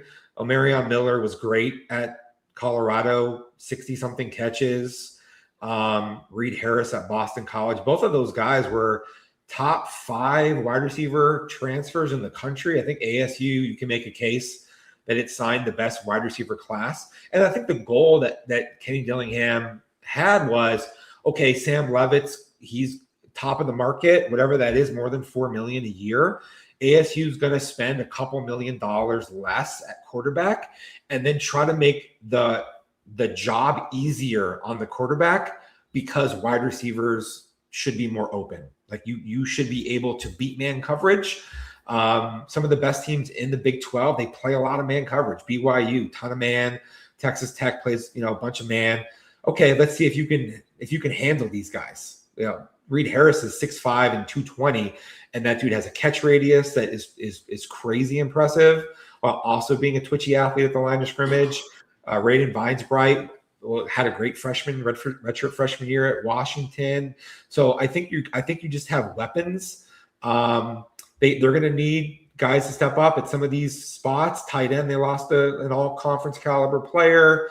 Running back, I don't think that they have anybody that's like ready to be even close to what Scadaboo was, although I do like Jason Brown a lot, and he had 130-something rushing yards against Duke in the Sun Bowl. That was the ACC champion team, right? So there's a lot of positive things. They're not going to have, I don't think, that A-list, that A-plus list, S-tier, or whatever you want to characterize it as, superstar player. I think it's going to be more of several guys who are playing at a very high level. How confident are you in the quarterback depth overall, Cutter Boley, and then behind? Kenny Dillingham's done a good. I think he's the best quarterback developer in the country right now. When it comes to that, Cutter Boley's going to be the starter, but behind that, he actually did some good things with Jeff Sims, which I didn't think anybody could do. Jeff Sims ended up better than I think anybody could have reasonably expected at the tail end of his college career last season when thrust into that role. Still a couple of turnovers that were costly. It's hard to squeeze that out. That's what they're going to have to do, by the way, with Cutter Boley. He was a little bit turnover prone, started as a redshirt freshman at Kentucky. Just a gauntlet of a schedule, like how many top 20 defenses that he had to go up against. It was pretty remarkable. But yeah, Mikey Keene, they brought him in. This is a guy who started at Fresno State and UCF before he was a backup at Michigan, a local product in Arizona. He's somebody that he's a game manager. Like in the event that they need to go with him because Boley isn't ready or turnovers or whatever, or maybe he's hurt or something, I think you're going to get a very high floor player who's going to be able to operate your quick game, get the ball where it's supposed to be. They brought in a freshman, Jake Fetty, who he's an Elite 11 quarterback. He's a top 10 to 15 quarterback prospect in his class nationally. Good athlete, good arm, dynamic type of a presence. He's got to learn the game at this level. He never really had the quarterback gurus coming from El Paso and public school and all that. So it's going to be a while. I agree. Kenny Dillingham, he's done a great job at several spots. And I think the most important thing is just getting these guys committed to understanding they don't have to go out there and win it on their own. They just need to make the right play consistently, and things will work out just fine. Final thing, and Chris, thanks for your time. Anytime we have Arizona State, we appreciate you. I saw a post that Dillingham was talking about physicality in a quote. I don't know if I watched today and said, man, this group just loves contact. Holy cow, this is a violent team. We had physicality, but you couldn't feel it. Is he one of the best at sending a message to his team through the media? He does that for sure. He knows that they pay attention to what we post out there. 2 years ago, Dillingham said Utah is our North Star. Whittingham, how physical, grimy, the way that they play, the blocking and tackling is just so superb. And that orientation is what helped ASU become the Big 12 champion. And then last year, Dillingham, he's still learning. He's new. He had a veteran team. All these guys are coming back. He took his foot off the gas just a little bit in practices in terms of how physical that they were. You don't want guys to get hurt when you have all these returning starters. You're trying to trust them. They're a veteran group. But guess what? This is not the NFL. And then ASU ended up having a bunch of injuries anyways in games, maybe because they hadn't been iron sharpening iron enough in practice, or maybe it was just a fluke. Whatever it is, he said, look, I realize that you can't baby it. You can't be too careful and cautious and whatever and get away from who we're trying to be in terms of our identity anyways. So today was the first day in pads, and I think he just wants to see and hear a lot of physicality out there. You're in thud mode, you're not tackling, but nevertheless, let's show that we're out there letting the other side of the ball know that we're here and we mean business. And I think that what he said today is going to be echoed to his team in their meetings, and you're probably going to see that ratchet up here in the next week. Well, one of those guys in the trenches, CJ Fight's a kid from Texas, from Tatum, as you know. He's been a hell of a player. You know that Baylor at the time when he was in high school had an offensive line coach that wanted him, but Aranda said he wasn't big enough for what they ran defensively because, you know, you get those size and all that, line, whatever, and he has turned out to be a phenomenal player. You know, your point to me brings me to what I think is most important, which is, and especially at ASU, a place like ASU, you need people that have the right character quotient and the right passion. CJ Fight, extremely strong. Yeah, he's a 6-foot guy, but he is strong as an ox, really passionate. Character quotient is off the charts. Great teammate. If you populate your roster with a lot of those guys, I think good things tend to happen. If you get a bunch of me first players, yeah, maybe they have the angular frames and there's something that's very alluring about them. But if they're too me first, or they don't want to work hard, or they're not physical, or they lack that desire, those things spread. And that is something that you don't want to have happen in your program. More than anything, what Kenny Dillingham did that enabled his early success is he brought in people that had a very high care level and wanted to be great, not just for them, but for their teammates and everybody around them. Chris, thank you, buddy. Appreciate your time. Chris Cartman, SunDevilSource.com, with us on Arizona State hiring Randy Bennett, their men's basketball coach, but also the spring football in full mode too with Kenny Dillingham and company. When we come back, we will look at a couple of more stories that we have not yet gotten to. Craig Smoak off the radar at 4:45. Hall of Famer John McClain today at 5. And this is 365 Sports. How much or how often do you have a certain spot in your body that, or maybe multiple as you get older, that just constantly has pain? It might feel like it's a bruise. It might feel like it's arthritis. It might feel like there's something that's damaged, but it's been going on, and you've had steroid injections, and you've also had whatever else to try to loosen it up and make it feel better. It doesn't work. I, for the longest time, had issues with my lower back that then led to me having this constant throbbing in my hip. It's gone. Has been, as I've been going through treatment with QC Kinetics. QC Kinetics with locations in both Dallas and Houston. I'll give you the numbers at the bottom of the screen in just a moment. Consistent joint pain. If that's something you've dealt with, your wrists, your shoulders, your ankles, your back, wherever, your shoulders, wherever it might be, they can help you out. Because what they do is they use advanced cellular regenerative medicine. You know what that is? That's your own blood and your own body, your biologics inside your body. The first time I was there after I had a consultation, I wasn't sure, but I am now, because that's why I'm talking about them, is they drew blood, they spun it, and then they put it back inside my body. They did that the second time about a month and a half later. And the third time, they took stem cells, blood marrow from my left hip bone, the back part of it, took it out, spun it, put it back in.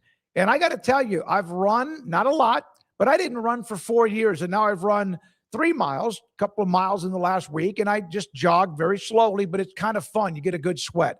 I don't get out of bed with that, I'm telling you, if you have tried it all, and if you've been hearing about the possibility of surgery, before you do, contact QC Kinetics. Here's the number. Numbers, Dallas, 972-972-8610. In Houston, 713-913-5285. QCkinetics.com. Celebration. It's 27 years for Richard Car Motors, and we're celebrating with big anniversary savings. Encore GX offers stylish design, a quiet, refined ride, advanced safety, and a premium interior. Right now, during Richard Car's 27th anniversary sale, save $5,000 on any 2026 Buick Encore GX in stock. Thank you, Central Texas, for 27 years. Log on, call, or come by today to find big anniversary savings now. At Richard Car, we give you more.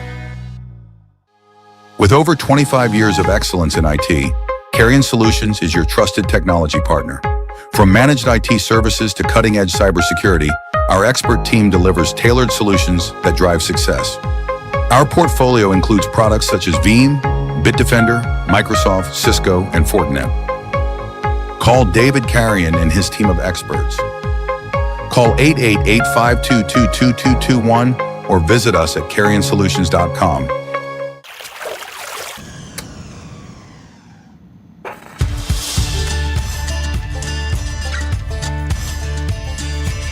Bold are the adventurous. Determined are the leaders. Faithful are the healers. At Baylor, you'll find your calling, your people, and your purpose. Dare to be you, indeed. Pepperoni Magnifico. Pepperoni Magnifico. Marco's Pepperoni Magnifico. Classic and crispy cut pepperoni, 3 melty cheeses, all on our fresh made dough. And starting at just $12.99 for a large, it's no wonder Marco's was named America's favorite pizza chain. I pitched in the major leagues for 24 years. And let me tell you, I can feel it in my joints. Shoulders, elbows, and knees. Trust me, pain doesn't retire when you do. I tried everything to get rid of the pain. Nothing worked until QC Kinetics. Baseball legend Roger Clemens and other patients are getting lasting relief with QC Kinetics regenerative treatments. No surgery. I trust QC Kinetics. You should too. Let's commit to getting rid of all the pain. Schedule your free consultation today. QC Kinetics. Better starts here. This is 365 Sports. By the way, we had Chris Cartman just talking to Arizona State, discussing about them. J-Rob Croy, he's a top 125 player in the country. Class of 2026 has flipped his commitment, basketball from St. Mary's to Arizona State with the Randy Bennett news. So he will follow Bennett to Tempe, Arizona. Now, I'm sitting there, as most of you probably were. I did catch some of the golf over the weekend and saw a couple of spring training baseball games. But for the most part, it was all basketball. And then I saw this clip that we're about to show you. Brenda Fries, the Maryland women's basketball coach, who's won a national championship pretty quickly. She is intense. So they were playing, and they were just kind of going about their business. And Aluche Akanawa, which is one of their better players, was not playing well. She wasn't playing well. And here is a clip of Brenda Fries as Akanawa came off the court being substituted. And here is Coach Fries. This is just a short time ago.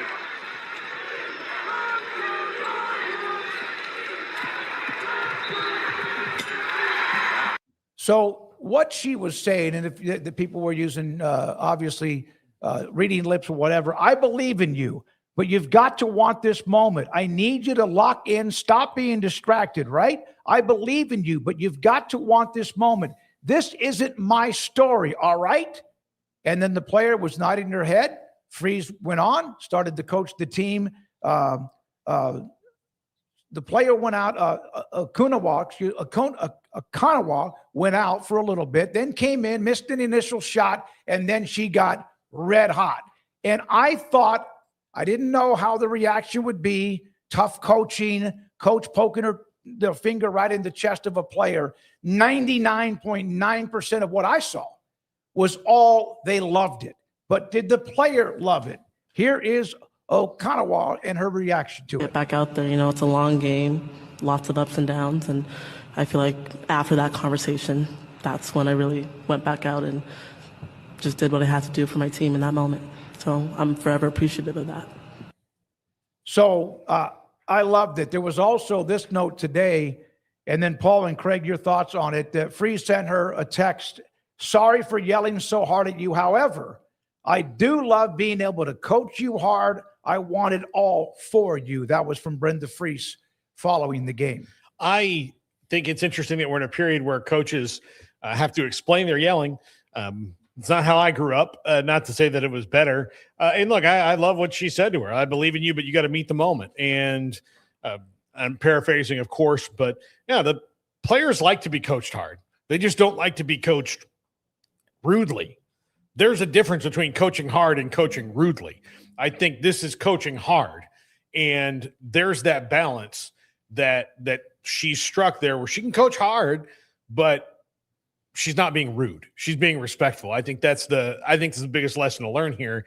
And when people see a coach yelling at an individual player, getting that intense, I think the automatic 2026 reaction is like, oh my gosh, how can they yell? I'm like, well, you didn't play sports, did you? This is one of those stories where we should have no anonymity for people that want to comment on it. I want to see what you look like when you tell me why this is over the top. I want to see, are you like some pro athlete who's been through it and you're like, no, that's not how I was ever coached? Or are you just some random person from like Japan that's like, well, that's just going too far? Like who are the ones that are pushing back against hard coaching? Because that's what that was. It was tough love. I think that became very clear in the responses from player. Now, I can understand having concerns of this is a Bobby Knight situation or a bully of a coach, because Lord knows there's a lot of people from a certain age bracket that got away with that for a very long time, got away with being verbally, physically, mentally abusive. And then their players just dealt with it because that's what you were supposed to do. And now it's, oh, we toughed it out. And that's just, no, actually, you guys were abused and you didn't know it. But now people are telling you like, no, that was abuse. And there is that, and that has occurred, and that's been documented in places. But this is not one of those cases. This is a coach coaching hard, talking her player up to get the best out of her player that she can. I don't think she was in there calling her a POS or anything along those lines, like a Bobby Knight probably would. She wasn't throwing a chair at her to get her to play better. She was just in her face, and I could see where for some people, that's why I say almost like, I want to know where people are coming from when they see any kind of coaching and they're like, oh my God. Like, I don't think you played sports. I don't think that means every coach is always right in yelling, because again, I've outlined where there are cases where, there clearly have been people yelling, but it was abusive and it wasn't the correct conduct. But there's a lot of times I see just a coach being a coach now and people are like, oh my God. And I don't know. Is that just bots? That's what I want to know. I'll tell you this, Craig. I'm watching it, and I just because I think maybe because of how things have been the last few years, I immediately looked for comments, not because I was looking. I just wanted to know what and I saw basically nobody questioning that moment. Yeah, which is why I don't understand why this has become such a was this over the line? And I guess that's just the media taking it and running with it and making it more of a big thing. I'm sure there's a couple of people who would like to write a column about it because they look for that. But and I don't mean bots as in I did something stupid and now there's backlash for it. And oh my God, all of you are bots that disagree with me. Not that kind of BS tactic that people pull when they do something dumb or make a poor choice. And then everybody who has something to say about it, well, suddenly they're just bots. I don't mean it in that way. I just mean, I would like to know where some people are coming from who watch that and don't go, hell yes, sister, let's go. And instead are like, oh my God, that coach should be fired. I just feel like that. I'm hoping that's a bot, because I would hope that people have enough of a head on their shoulders to distinguish the difference and understand, well, that's actually a really beautiful thing. And that's something that's going to only benefit that program. When players like that see how the coaching is and how tough the love is, they're going to want to go play in a system like that. And for the player, she obviously loves it and it worked and it was what she needed in that moment. So yeah, I think everything's so under the microscope, and there's so many people who don't have a single freaking clue of what they're talking about chiming in at the same time as people who do, and it muddies the waters, and you get a situation like this where I'm like, I can't believe anybody would think this was anything other than what it was. But I don't know, if you're not well-versed in sports and you just pop in and you see this clip, okay, I see. That's what I'm saying. I would like to just know is because if you are just a sports fan, you're just an average old sports fan, I don't know where you have a problem with this. If you're just uneducated on it or it's not familiar to you, then I can understand that a lot better. Or if you come from a really extreme childhood where it triggers you or something like that, I can understand that better. That's what I mean by I would like to see, because otherwise, I don't think this is any controversy. I think this was just tough coaching. And I think that the player appreciated it. And I think a lot of players appreciate that type of coaching, and it's not for everyone, but it is for some. And in this case, it was for her. Well, and I think even the softest, most teddy bear coaches still coach hard. Sure. I mean, I think the great coaches coach hard. There's a difference, and I think that's where people are confused between coaching hard and being a disrespectful, abusive jerk. Right. And that's where sometimes they don't get it. You see, oh, is he yelling at that guy? Also, or why they yelling at that person? Well, they're also in a stadium. So there's a game going on. There's a lot of noises. So a lot of times, she might be saying, look, she's not really yelling. She's just talking to the level that she needs to speak to so that her point can get across, because that's what needs to happen in the middle of a game. Also, I wonder, these people who are watching the sports clearly never played or have been out of their house to one. Yeah. Yes. Where and you're I can see the whole pointing on the chest and in her face, but that too is part of the dynamic of the coach and player. And yeah, you're going to get a coach in your face on occasion. Now, maybe some aren't like that, but yeah, I saw a little dust up about this. I thought it was much ado about nothing. And I'm glad to know that for the most part, people do have some sense about them and understand that this was just a tough coaching situation, and that's all it was. It was nothing over the line, but surely there's some people that might see it differently. But for me, at least, and I think for most everybody, based on what we've been talking about here, that was a cool coaching moment. If it actually wasn't bad, it was cool in a way, more so than it was anything negative. I freaking loved it. I had, from time I was in Little League, which is different than Pop Warner, but all the way through high school, I had some that were tough. And I needed it. I was a turd, and I needed that. And no one ever crossed the line. But I just saw that, and again, for Lucha, the player, for her to sit there in the post game, I'm sure someone wanted her to but she was so good about it. And when she was sitting there nodding her head as she was getting chewed out, just loved it. And I love the fact that even when she went in, she missed her first shot and then went and got hot.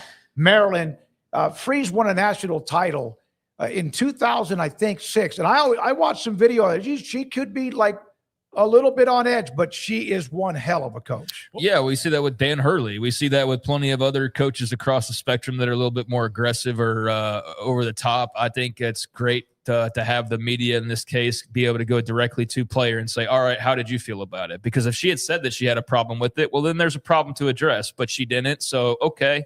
And I think that the ability to clear that up and to very quickly say, no, this is what that was. I like that. I need that. She knows that. It's all good. Allowed this to not blow up into something that it wasn't. So that's good. But certainly there was at least an attempt made early on by just various.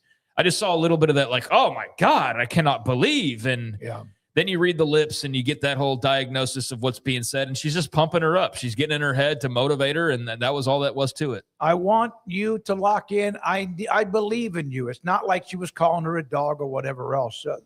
This is a good lesson and tough coaching. And the young lady, I thought, handled it as well as the coach did.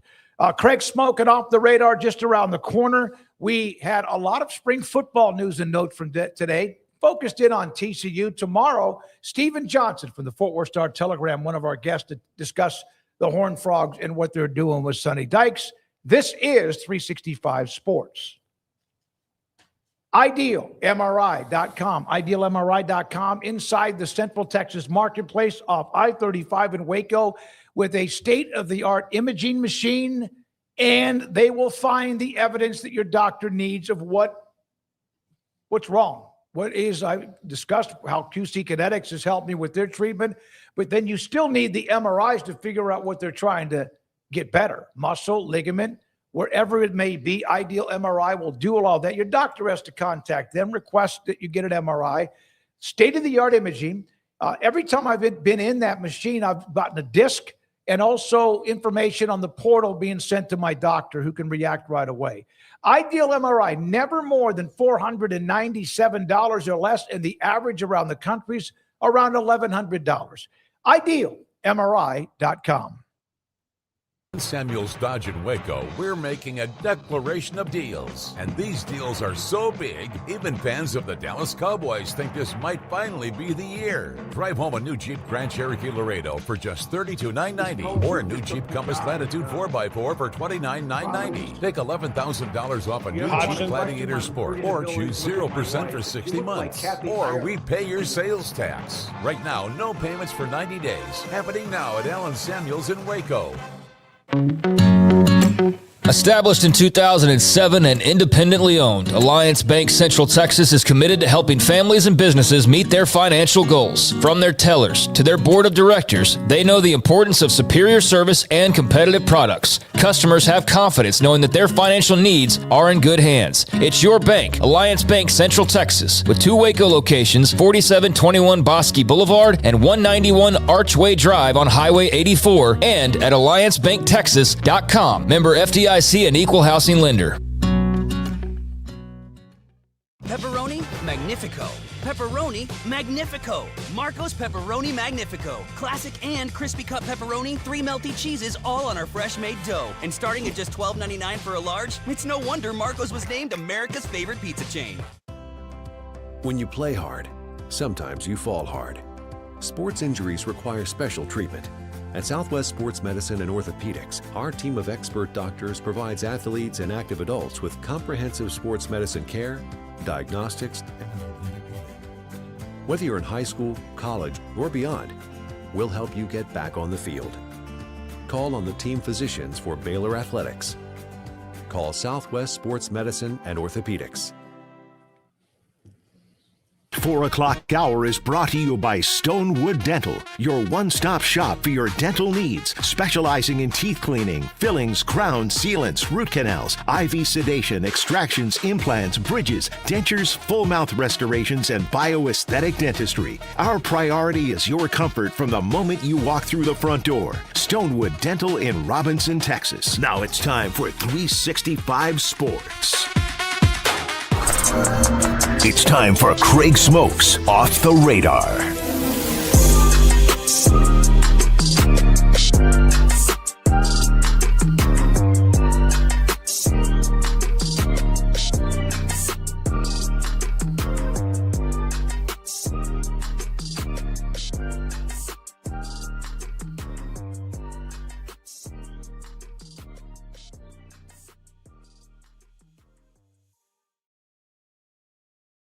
Was pretty cool to see. It's a little bit of a difference from what we've seen in previous years now that NIL is available and things like that. I just thought this was worth mentioning that Darius Acuff Jr., for those who may have not seen this, has landed a shoe deal with Reebok, and in doing so is the first NCAA men's athlete to receive a major U.S. brand deal while still in college, according to the head of basketball over at Reebok. The 19-year-old SEC Player of the Year has had an incredible season and also a pretty incredible tournament as well at this point. And so the first men's basketball player to have a signature shoe for Reebok, period, since John Wall, which that was a really long time ago. I mean, Reebok's ebbed and flowed as far as where it is in the mind of sneaker fans and everything out there. But John Wall was an awfully long time ago. So, yeah, Darius Acuff Jr., first male college athlete to sign a deal while still in college. Also first men's basketball player to get a signature shoe since John Wall. The article on ESPN pointed out that Cooper Flagg did sign with New Balance as a 17-year-old. That actually happened before he went to college. So he signed as a high school senior, Cooper Flagg did, and obviously he's still doing his thing and is still signed to New Balance all this time later, although that was like 2 years ago. He's so young still, but yeah, that's pretty cool. I mean, this is the type of NIL I would expect to see versus the NIL that we hear about, but we never actually see where the money went. Like, oh, that dude's getting $750,000. I haven't seen a single advertisement on any social media platform featuring this guy, so I don't know where the money went, but in this case, it's going to be very front and center. So congrats to Darius Acuff Jr. That's an incredible honor, and we'll see how that does for Reebok shoe sales there. Who is the main Reebok guy? Right now, I don't know because they just kind of relaunched it. Shaq, I think, invested in it and got a big chunk of it, and he's maybe the brand ambassador again because he was the guy back in the 90s. If you remember the pump. That was Shaq. Yep. Well, he was one of them, but he was, I think, the first one. So I would say that it's probably him, but I'm not sure in the NBA right now who it is. Go ahead. I don't know about the NBA. I know that when I was searching around earlier, there are not a lot of big names that are signed up with Reebok. In fact, the biggest name that's probably signed up with Reebok right now is like Angel Reese. like that's the extent of their roster at this point in time. New Balance has a much better roster in comparison. You see the commercials that they put out there. I mean, Cooper Flag alone, all right, that negates a cuff, but then they've got others as well. And then Nike's got tons of athletes signed. So for Reebok, I think it's like Angel Reese and maybe somebody I'm just not I'm not hitting on or thinking of at the moment. Okay. All right. I was curious because obviously Adidas and others, but I had not heard anybody with Reebok. Good for him. Good for him as a college player and a phenomenal talent from Arkansas. Yeah. So just pretty cool there. Signature shoe deal with Reebok for Darius Acuff Jr. and John Calipari. Also talked about, he said, having a signature shoe with AI, who I coached when we were in Philadelphia, and I love him. He and I have stayed in touch. I got about 10 guys that have signature shoes, and I have them all in my office. We have 13 All-Stars, 2 MVPs, $6 billion in salary, so I'm just recruiting for John Calipari here. And the guys I have on this team, they're going to be NBA players because they deserve to be. So, yeah, that was just a little bit about Calipari kind of flexing his muscle on who he's had over the years, and now he'll have Darius Acuff Jr.'s shoe in his office to join the others as well. And should make mention that Shaq, yes, is I guess somewhat of the face and was back in the day when he had his own signature shoes, but AI was the Reebok guy that I think of. Allen Iverson, not the stuff ruining our world today, but Allen Iverson and helping our world today in some cases. I won't say that I've not had or seen any benefit from it. I certainly have, but I worry about the future of AI. But Allen Iverson, he had Reebok very much on the map there at one point in time. So there you go with that. How much money has Iverson made off of this AI stuff? I don't know how much he's invested in it. Trademarked it. I mean, yeah. So I probably only what his financial advisor to tell him. But just imagine had he trademarked that. Yeah, if had he thought about it, although I think then it would be A3 or something. Yeah, like that. AI. That term came before Allen Iverson was ever born. It just didn't really have the application that it does now. My brief thought on AI is as long as it's added to something that's good, but for most of the part, it's not. So yeah, like if it's planning out your day, it's awesome. If it's like getting your schedule organized and telling you how much time to spend on something, those tools are really great and those work really well. Or like helping better explain something rather than trying to sort through 1 million web pages that are like half spam. It's good for that. It's not always right. You have to double check on it. But yeah, that's one bucket. And then there's the other bucket of like, how can we launch nukes without human authority? And that's a bit scarier. So there you go, Darius Acuff, a signature shoe. I wanted to round back to this real quick as a young man I mentioned the other day has finally made his decision. Camarion Morgan, former edge at Baylor, was in Waco very briefly. And then he was in the transfer portal. And as of like a day ago, I was mentioning that he was still out there and still announcing visits. And I just wondered, like, okay, well, you got to pick a school at some point. And so Camarion Morgan has now decided on a school. He is heading to the SEC and is signed with the Missouri Tigers.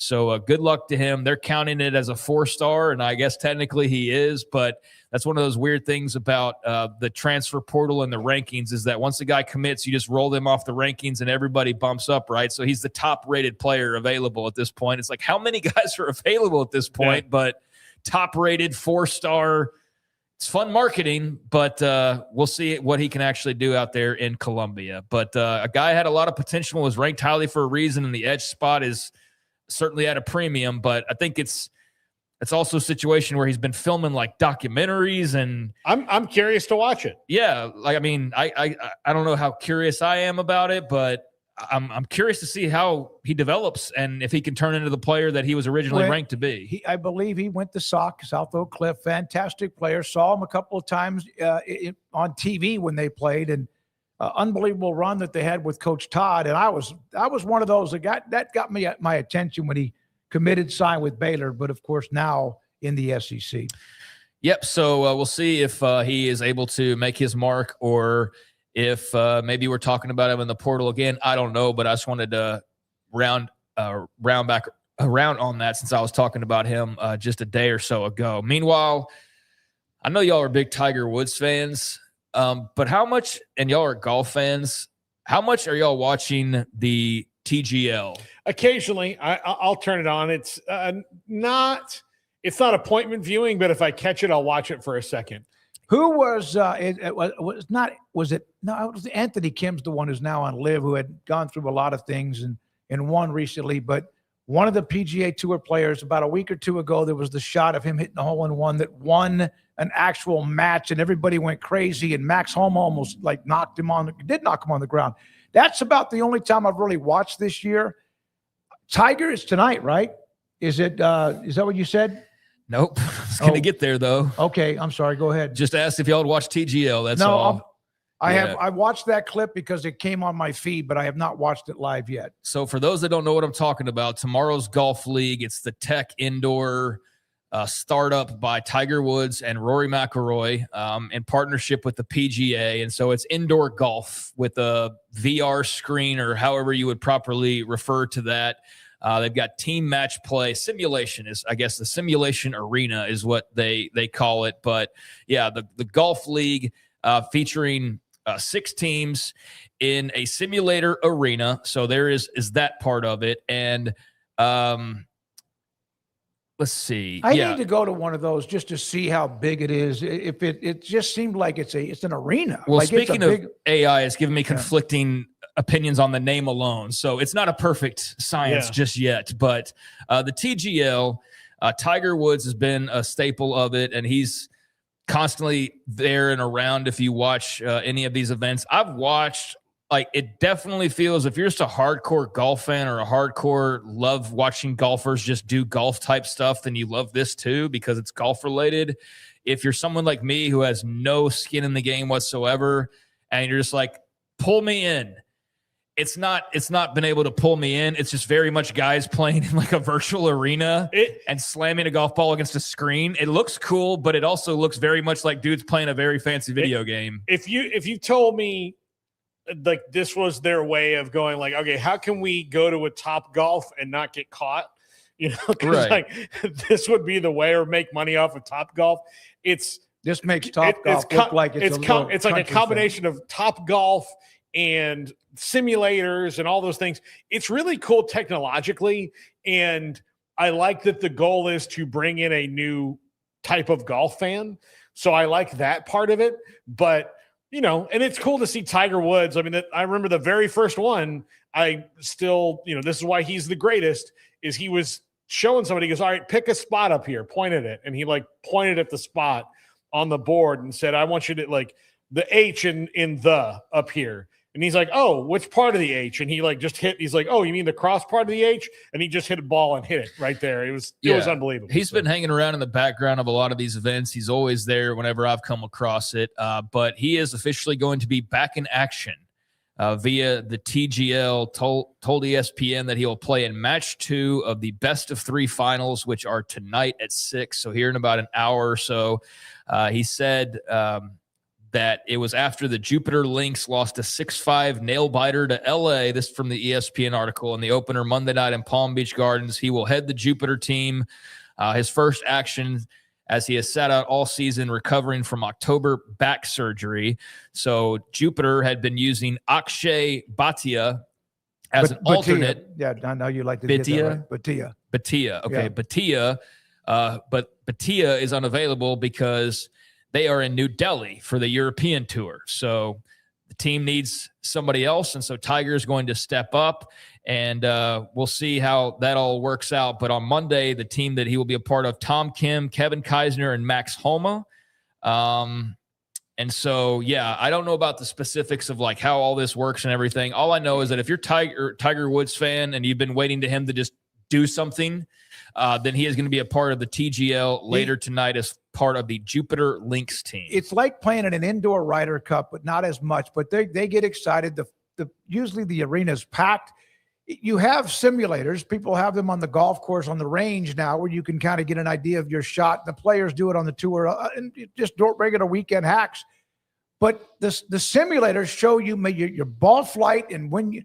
But this is actually your ball hits the screen, and then there's an actual green with undulations that you eventually get on. So I'd love to know how much this cost and how many different arenas have it, because it's pretty cool, but it's not. If I watch it tomorrow, it's because I just happen to have it on. Smoak, you could easily get a simulator in your house. Go off my back balcony towards the lake. Yeah, it is. It's like this is inside of an arena, like a theater, and so I'd like to know the space that they use. It's interesting, though, because Top Golf was like the thing du jour there for a little while. I mean, we've got one. I think every town above 100,000 has one. We have half of one. We don't have a Top two-story Golf? Top Golf. Yeah. We don't have what, Paul? We have half of one. It's a one-story Top Golf. A two-story. Wait a minute. The one over near the theater. It's one story. It's not up. So like, I thought there was an upper deck. No, there's not an upper deck. It's a bummer because like if you're a shitty golfer that needs to be on a higher level so your ball goes in the air,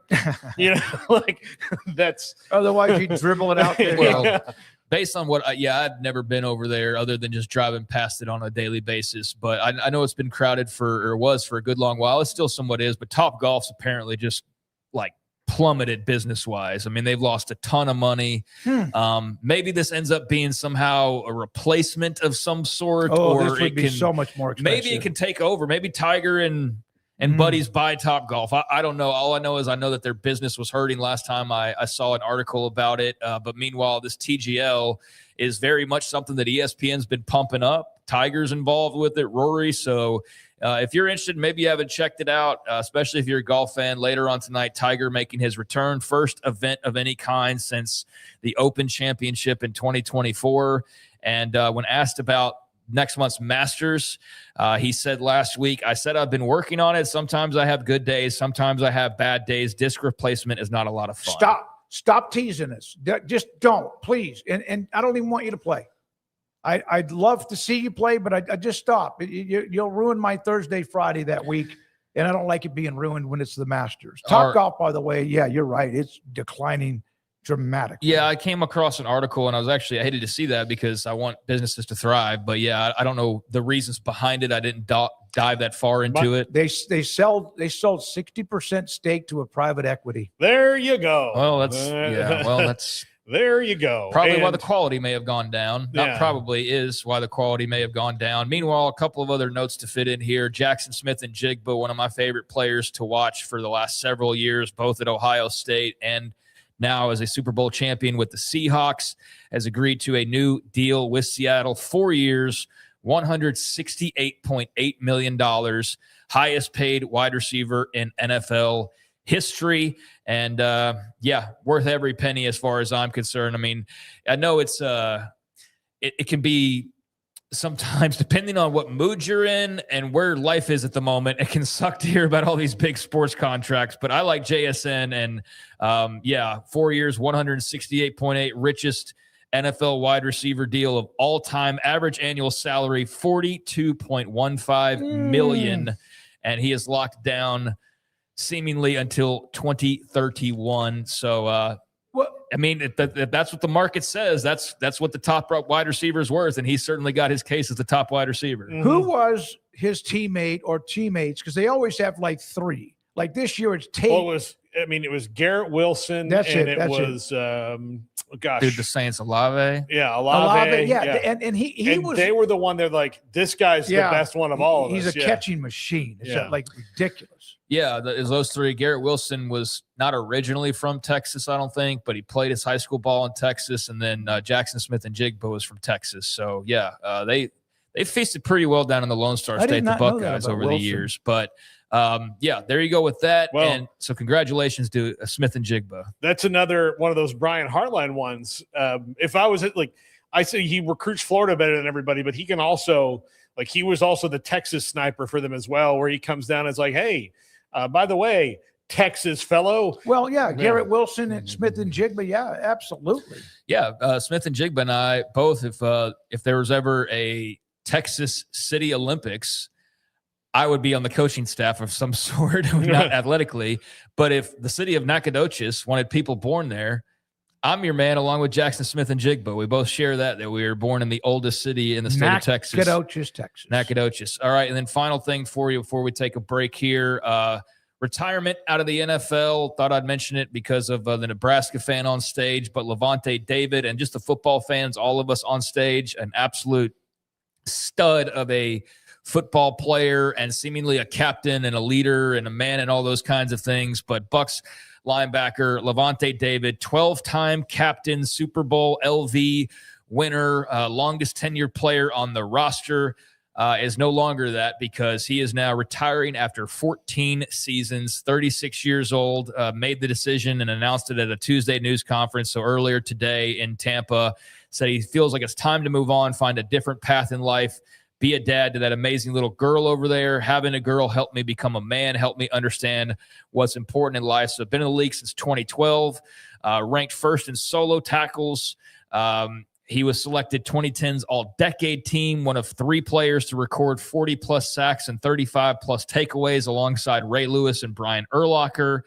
I mean, you can go on and on. Like, this dude's like he's got the goods. He's a badass, and he's retiring. Just played for one team. When they played the Cowboys, I don't know if I thought it was this year or the year before. I noticed that he was still active, but yeah, you could see that. I wondered about how long he was going to play. To play that position, almost 15 years or whatever it was. He went to Miami Northwestern, Paul, one of those great schools down in Florida. Yeah. A JUCO guy from Fort Scott in Kansas before he transferred to Nebraska. Yeah, he was a fantastic player. He's one of my favorite ones to watch. And I remember a couple years ago when it was the Bucs were having to make that decision. Do we keep him and do this kind of year, like the Bobby Wagner thing where, all right, let's see what happens. They decided to keep him. The Cowboys weren't going to go for Bobby Wagner. I was like, please go get Levante. Like, he will make enough tackles and he will teach your linebackers how to be linebackers enough to justify it. Yep. They haven't had a guy in the room like that since Sean Lee. I was a huge Levante David fan when he was at Nebraska. I'm a huge Levante David fan now because he's just always carried himself so well. And he's just one of those reliable dudes that if you look at the box score every single week of the Bucs, I would bet you that if you ask me, give me the 3 names at the top of the tackle list this week for the Bucs. Oh. If I every week said Levante David, I'd probably only get it wrong a couple times. Like he hurt his ankle in the first quarter and went out for 7 minutes and didn't make as many tackles. He was a tackling machine. Yeah. So there you go. There's a few things off the radar, and I know we've got John McClain next. We actually don't. Okay. So if Do you have another else, story? yeah. And then He's stuck in traffic. We'll break after this. After Craig's done, we'll break and come back with kind of an elongated end of the last part of the show. I guess the only other thing, and that's a bummer because I wanted to ask John about whether or not he thinks Levante David's a Hall of Famer. I think he's got a case. I don't think he's a slam dunk, but I do think that he's probably eventually going to get in there. It just may not be first ballot. But meanwhile, the only other thing that I really need to or wanted to touch on was, I'm sure you guys saw at least a clip or something there over the weekend, the Fanatics flag football game. Mm-hmm. Tom Brady, a part of that, along with various other NFL players, current and present. And I didn't get much into the details of this other than it was a Fanatics event, and Fanatics has basically bought everything known to man in the sports world. They control all of the merchandising. They control all of these fan events. They control pretty much everything. But the interesting part about this was the fact that it was like a celebrity team filled with NFL guys versus the actual Team USA flag football team.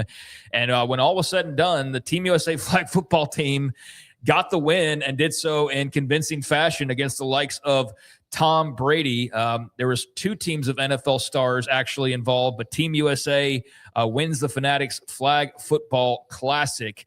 And this is all in the backdrop of the LA Olympics, and flag football is going to be involved. And so there's been a big debate about, do we have NFL guys who do the flag football thing for Team USA like we have with, or like we're hoping to have with baseball, like we have had with basketball? You would think, oh yeah, let's get Joe Burrow and let's get so-and-so. Like, I know Joe Burrow specifically said he would like to be involved. RG3 is trying to get himself involved. Imagine that. He's been picked. He told me he made it. He made it? I think he announced on Twitter that he was going to be part of it. He made it, and someone went, wait a minute, what's it? And he goes, no, I went and had to go through various stuff, and he said he's on that team. I actually think that he's not a bad pick for it just because of his athleticism, although maybe a little aged by 2028. But I would think in that event, though. Okay, yeah, he says, I didn't see that. Yeah. I may or may not have had Robert, I guess, just to the point where I don't see his tweets all that often. I don't know, but the algorithm or something. But he said, yeah, proud and honored to announce I'll be going for gold in flag football with the USA national team in 2028. So he's on that team, so good for him. But the gist of the story was not about who's on or who's off. The gist of the story is about Team USA flag football beat the NFLers' ass.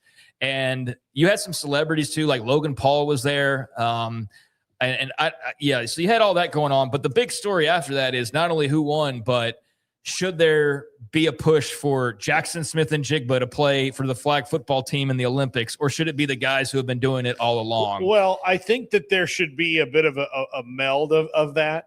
I think there's a couple guys who could do it. The part of the reason that the flag football guys won is it's a completely different game. Yeah. It's a totally different game. I do have a small bit of expertise in this because of my time as an intramural ref in college. I went and reffed regionals when I was there. And so you get to see the best of the best. And if you want to, like, I remember when teams would like, you know, the freshmen, when you were calling a game that was early on in the school year, because they would come up and the guys who played high school football, they would take snaps from under center and do all these things. You're like, no, buddy, this is basketball on grass. You have to look at it differently. There's pitches, there's different offenses. There's all these things that you would never, ever do in contact football at all. So there are guys, I think RG3 is an excellent choice for it because he can run, he can jump, and he has a cannon of an arm. Mm-hmm. So that's going to take him a long way. And again, we should not even come close to losing a game when it comes to this. And some of these guys you've probably heard of if you're a college football fan, but you know, it's all about speed. There's not linemen. There's not line. Like everybody's got to be fast. So this is not a big guy's game. So you need speed. That's what you need. Well, I think they'll have that in spades as far as like the U.S. has no shortage of fast guys that we can turn our attention towards. So, yeah, I think whether it's pros or amateurs or however you would categorize it, former pros in RG3's case, I guess, and good for him, by the way. I hadn't seen that till y'all mentioned it. Yeah, Team USA will have speed, and this isn't the WBC. This isn't, well, you know, Japan really loves their baseball too, and Venezuela really loves their baseball too, and they've got like 20% of the major leaguers, and the Dominicans got like the other 20% that's non-American, and there's other countries that love football. This is the sport that you must absolutely win. Like if France wins the Olympics in basketball because they've got Wemby and all these guys, like that won't be a shocker. It's been decades in the making. Football is still hours and hours alone. I don't care how many games they play overseas. If 20 years from now, Germany's got a badass flag football team or just a badass American football team, that's great. But for right now, there are no excuses to not win flag football for Team USA. But I'll keep it updated if there's any other names of interest. I know that a lot of the guys said they wanted to be a part of it, but I'm sure the NFL is going to be like, Joe Burrow, no, you're not going to be a part of this. I did reach out to RG3 when that came down. I said, hey, congratulations. When you're ready to talk about it, I'm not sure how much he can, but I said, come on, let's talk about it. So maybe we'll get him on to do it, and he can discuss it. But you're right, man. Can you imagine if you lost to like England? Yeah, well, Jalen Hurts is throwing picks to some schlub from England or something. Yeah, like if you read the bios of some of these guys, they didn't play above. They went to college and they played flag football in college because they were really good athletes, but they weren't professional. They weren't college athletes. Right. They were just people who were good at flag football. All this damn 7-on-7 better pay off is all I'm saying. Yeah, exactly. All these things have happened. Honestly, because of 7-on-7, we could probably roll out a team of 7 high school seniors from East Texas and win the bronze in that one if they let us have 2 teams. I think so. Yeah. I mean, I would hope so. I don't know that how many people in the Netherlands are doing 7-on-7 football every summer like high school kids are around here. But there you go. There's a few things off the radar. All right. No John McClain. He's stuck in traffic, couldn't make it. So we'll have Paul's top 5 here in just a moment. But about once a week, I'm going to put together a feed that I found that is going to test men or women. And here it is. Women deal with periods, pregnancy, and menopause. What do men deal with? Women on periods, pregnancies, and menopause. Paul, be careful. I have no comment. No, yeah, you do. I have no comment at all. I did not know. I will say this.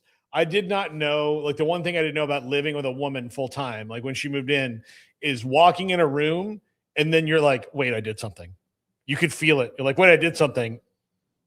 What'd I do? And then you're like, hey, what's going on? You're like, were you going to pick up the shoes in the garage? And you're like, I didn't even see them. So yeah, but no, it's not for the faint of heart. I'll tell you that. Craig? Comment on this. Yeah. I mean, yeah. So I don't, One of them, there was another, this woman puts up these posted boards, whatever. They're pretty cool. But the reaction that I said was, you deal with women, if you do, with periods, pregnancy, and menopause. And that's a tough fight. That's a tough fight. Hey. Those in the chat room you can respond to. Yeah, look, respect to them. Like every single day, I'm thrilled that I don't have to do all that. The upkeep on our stuff is way easier than the upkeep on theirs. I'll just tell you that right now.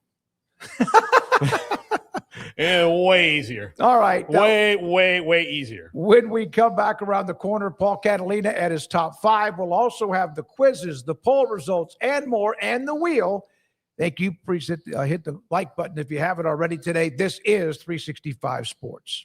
Samuels Dodge in Waco, we're making a declaration of deals. And these deals are so big, even fans of the Dallas Cowboys think this might finally be the year. Drive home a new Jeep Grand Cherokee Laredo for just $32,990, or a new Jeep Compass Latitude 4x4 for $29,990. Take $11,000 off a new Jeep Gladiator Sport, or choose 0% for 60 months. Or we pay your sales tax. Right now, no payments for 90 days. Happening now at Allen Samuels in Waco. Established in 2007 and independently owned, Alliance Bank Central Texas is committed to helping families and businesses meet their financial goals. From their tellers to their board of directors, they know the importance of superior service and competitive products. Customers have confidence knowing that their financial needs are in good hands. It's your bank, Alliance Bank Central Texas, with 2 Waco locations, 4721 Bosque Boulevard and 191 Archway Drive on Highway 84, and at alliancebanktexas.com. Member FDIC and equal housing lender. Pepperoni Magnifico. Pepperoni Magnifico. Marco's Pepperoni Magnifico. Classic and crispy cut pepperoni, 3 melty cheeses, all on our fresh made dough. And starting at just $12.99 for a large, it's no wonder Marco's was named America's favorite pizza chain. When you play hard, sometimes you fall hard. Sports injuries require special treatment. At Southwest Sports Medicine and Orthopedics, our team of expert doctors provides athletes and active adults with comprehensive sports medicine care, diagnostics. Whether you're in high school, college, or beyond, we'll help you get back on the field. Call on the team physicians for Baylor Athletics. Call Southwest Sports Medicine and Orthopedics. This is Paul Catalina's Top 5.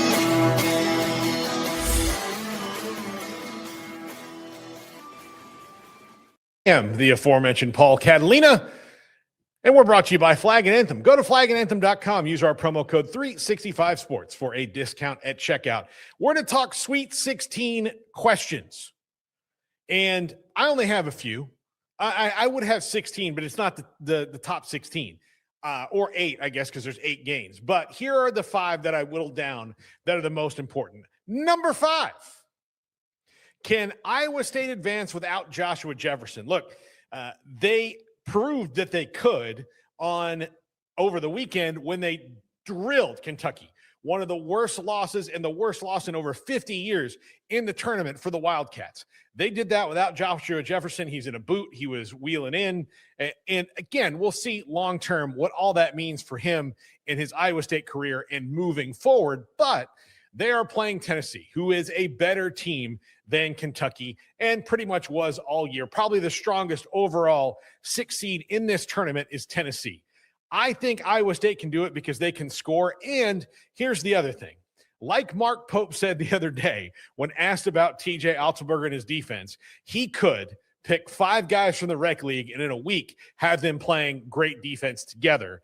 And that is what will keep them through. I think Iowa State's just too good. This is a huge loss for them, but I think they are tough enough to overcome it. Number 4, can Bama keep up the scoring versus Michigan? Michigan, a lot better defensive team than Texas Tech is right now without JT Toppin. That was a huge scoring output, and they still didn't have their second leading scorer, Aiden Holloway, as he's been suspended pending the investigation of his drug arrest. But Nate Oates and company have pretty much rolled through the first 2 games of this tournament. But Michigan's coming up. That means a lot tougher matchup. That means Yaxel Lindenborg and Elliot Cadeau and Dusty May's high-flying brand of basketball there in the Big Ten, which has proven out to be a damn salty conference this year. The most teams in the Sweet 16 of any of the leagues come from the Big Ten, and this is the one that was the best all year long. Can they keep up the scoring? Because Michigan can score right with them. Alabama, not a great defensive team. They're an average defensive team, which is good enough with the scoring they have. But do they need somebody like Aiden Holloway that they won't have in that game versus Michigan to keep up? Also, this picture of Nate Oates is really, really something. And we're going to talk about it later, but I would say he's seen here doing something in protest of a call that we'll just talk about later. You'll see. It's just been in my head since I found this photo. Number 3, can Texas keep up the momentum?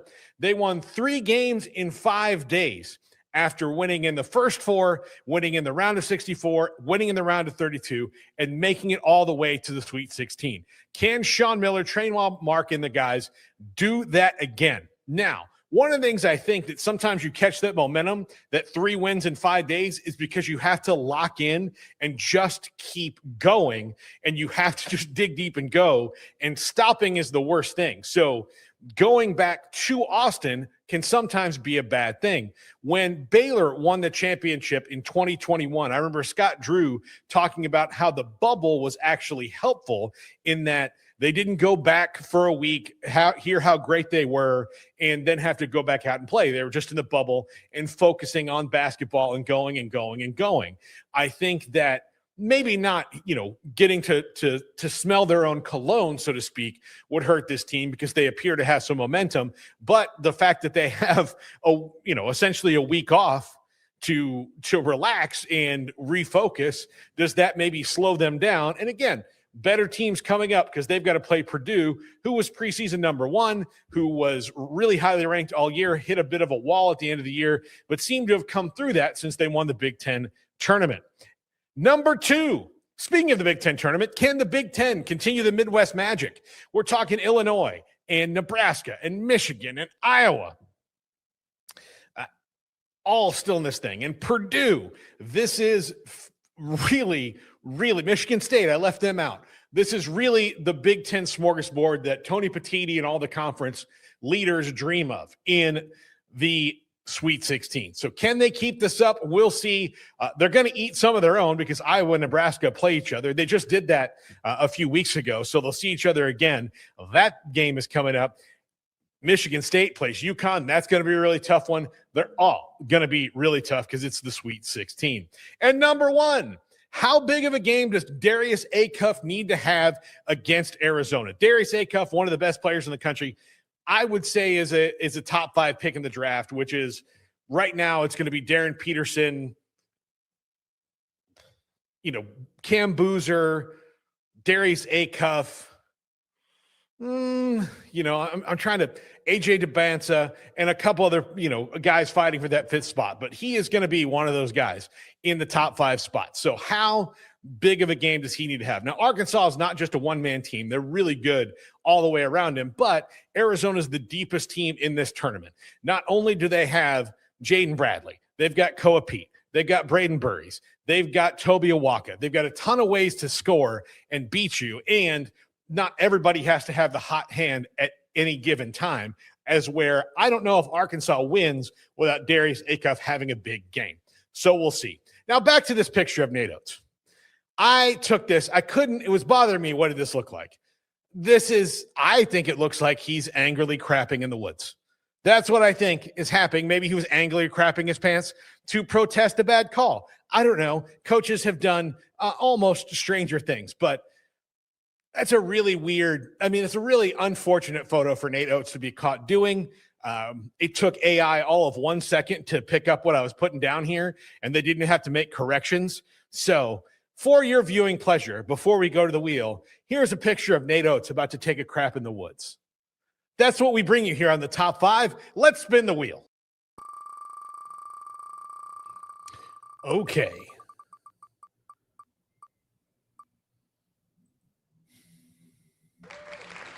What's an interesting piece of sports memorabilia that's in your house? All of us have quite a bit of this. Smoaky, I'll let you go first. What's your favorite or interesting one?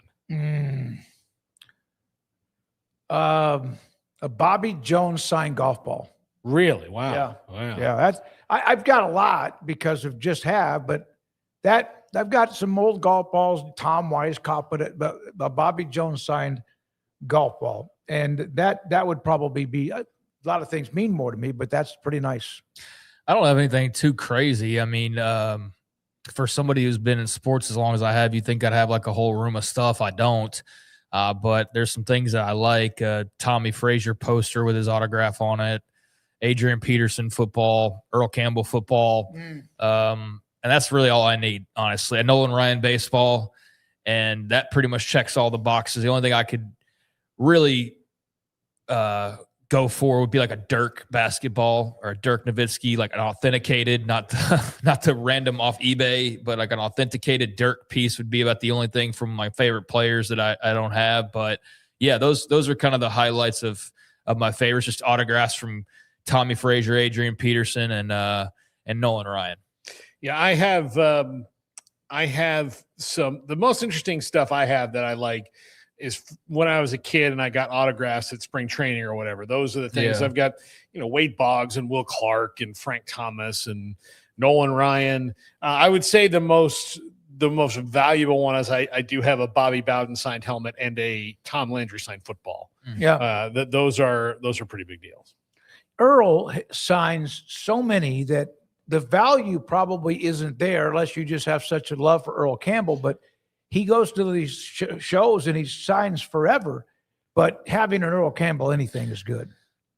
He doesn't do everything and anything, though. I've actually asked to get clarification on like why he's not available for some things. That is, like he doesn't have a Funko Pop. Why does Earl not have a Funko Pop? I don't know. What is that? It's a little toy. Oh, okay. But like every NFLer has it. Every legend has it. Yeah. I mean, maybe I just throw out a random name they don't. But if it's Jerry Rice or Terry Bradshaw or any of those people you think of him in the same vein as, there's not an Earl Campbell one. So I've always wondered because I was going to get one. I was assuming he would have one, but he doesn't. And then there will be things that he does have, like an apparel deal with, I don't know if it's through the NFL or whoever, but he's got T-shirts out that you can get now. I got one for my mom for Christmas. And then again, you look at another place and there's nothing Earl that everybody else. So it's weird. It's weird how the licensing works. So I looked up Earl Campbell Funko Pop just to see if there's an explanation. And he has signed a bunch of Hook'em Longhorn, like there's just Bevo Funko Pops. So that's the closest you're going to get. But other than that, there's not one, but there should be. I have the Elton John, the ones you gave me that are cool as hell. I didn't know that was what they were called though. Okay. All right. Those are, I think, also on the way down as far, I mean, they've made everything. Except for Earl Campbell, apparently. They've made like every fandom that you can think of has Funko Pops. RG3, when we've had him on, I think he's moved into a different part for his podcast, but he used to have a wall of Funko Pops behind him when we'd have him on. Yeah, those were basically like the trendy thing, and then they had so many of your different interests. So if you're RG3, who I'm sure is into like anime or something like that, or something along those lines, if you're like, say, an anime fan, they've got all of your favorite characters from your favorite series. If you're a Scarface fan, like they got like little Al Pacino or whatever. Like I got a Tombstone Doc Holliday that they randomly, because they went through every license imaginable. So that was one I was like, Val Kilmer Doc Holliday. Like I'm buying that. I don't care what the cost is. But yeah, they don't have an Earl one for some reason. You know what? There's a store in Italy, right up I-35. It's like a country. It's got maybe a fast food place at the end, but they have some amazing art inside when you go back to the restrooms that are Val Kilmer. I saw a Val Kilmer picture in one of those.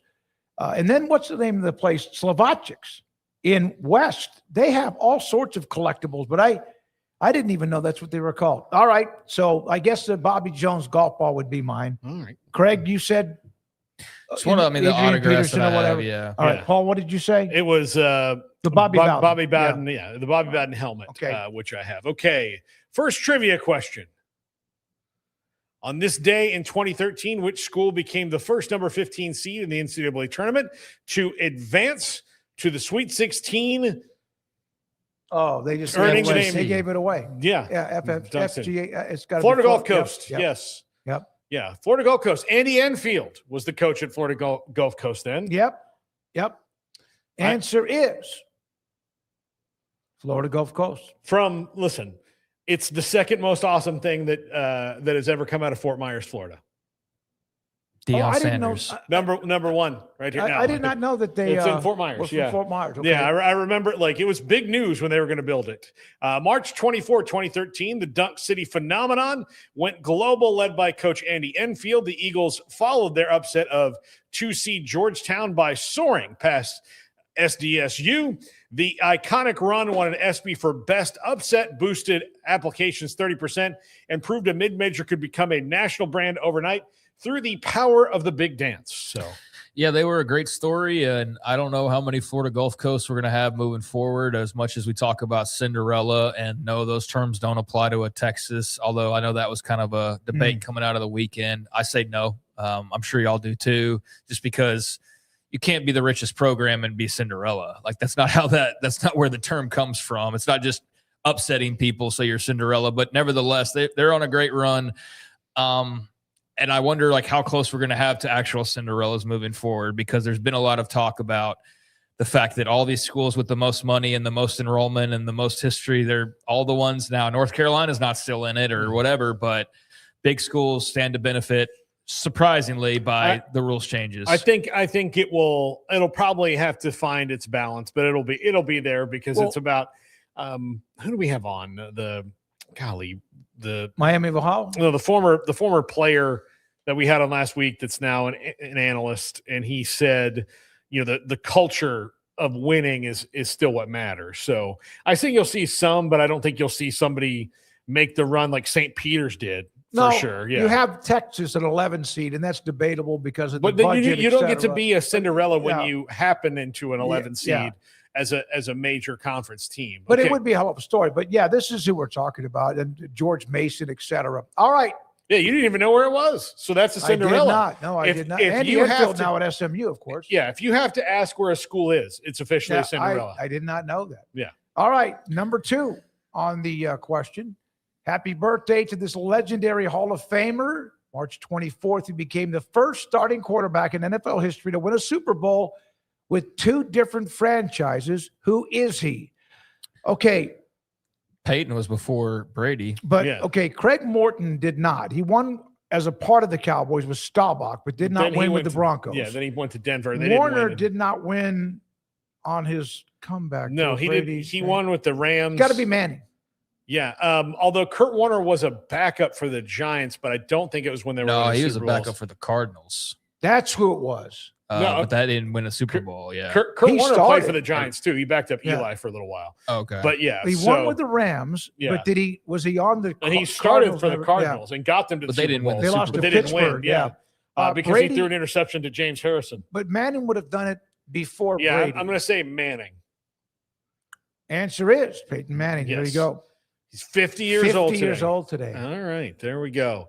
Yeah, Tom Brady later Did you joined. You see where his son's going to be a highly recruited player? Duh. Yeah. Oh, you can't wait for him to go to Texas right after Arch leaves, so that we just continue on this decade of Manning gate. I would say this one though, if Peyton is really hardcore Tennessee guy, so he should at least throw them a ball there. If they don't get Peyton's son, then Josh Heupel might as well start packing his bags. Yeah. That would be like the unforgivable sin to not get Peyton Manning's kid. But yeah, I've seen a little bit about him.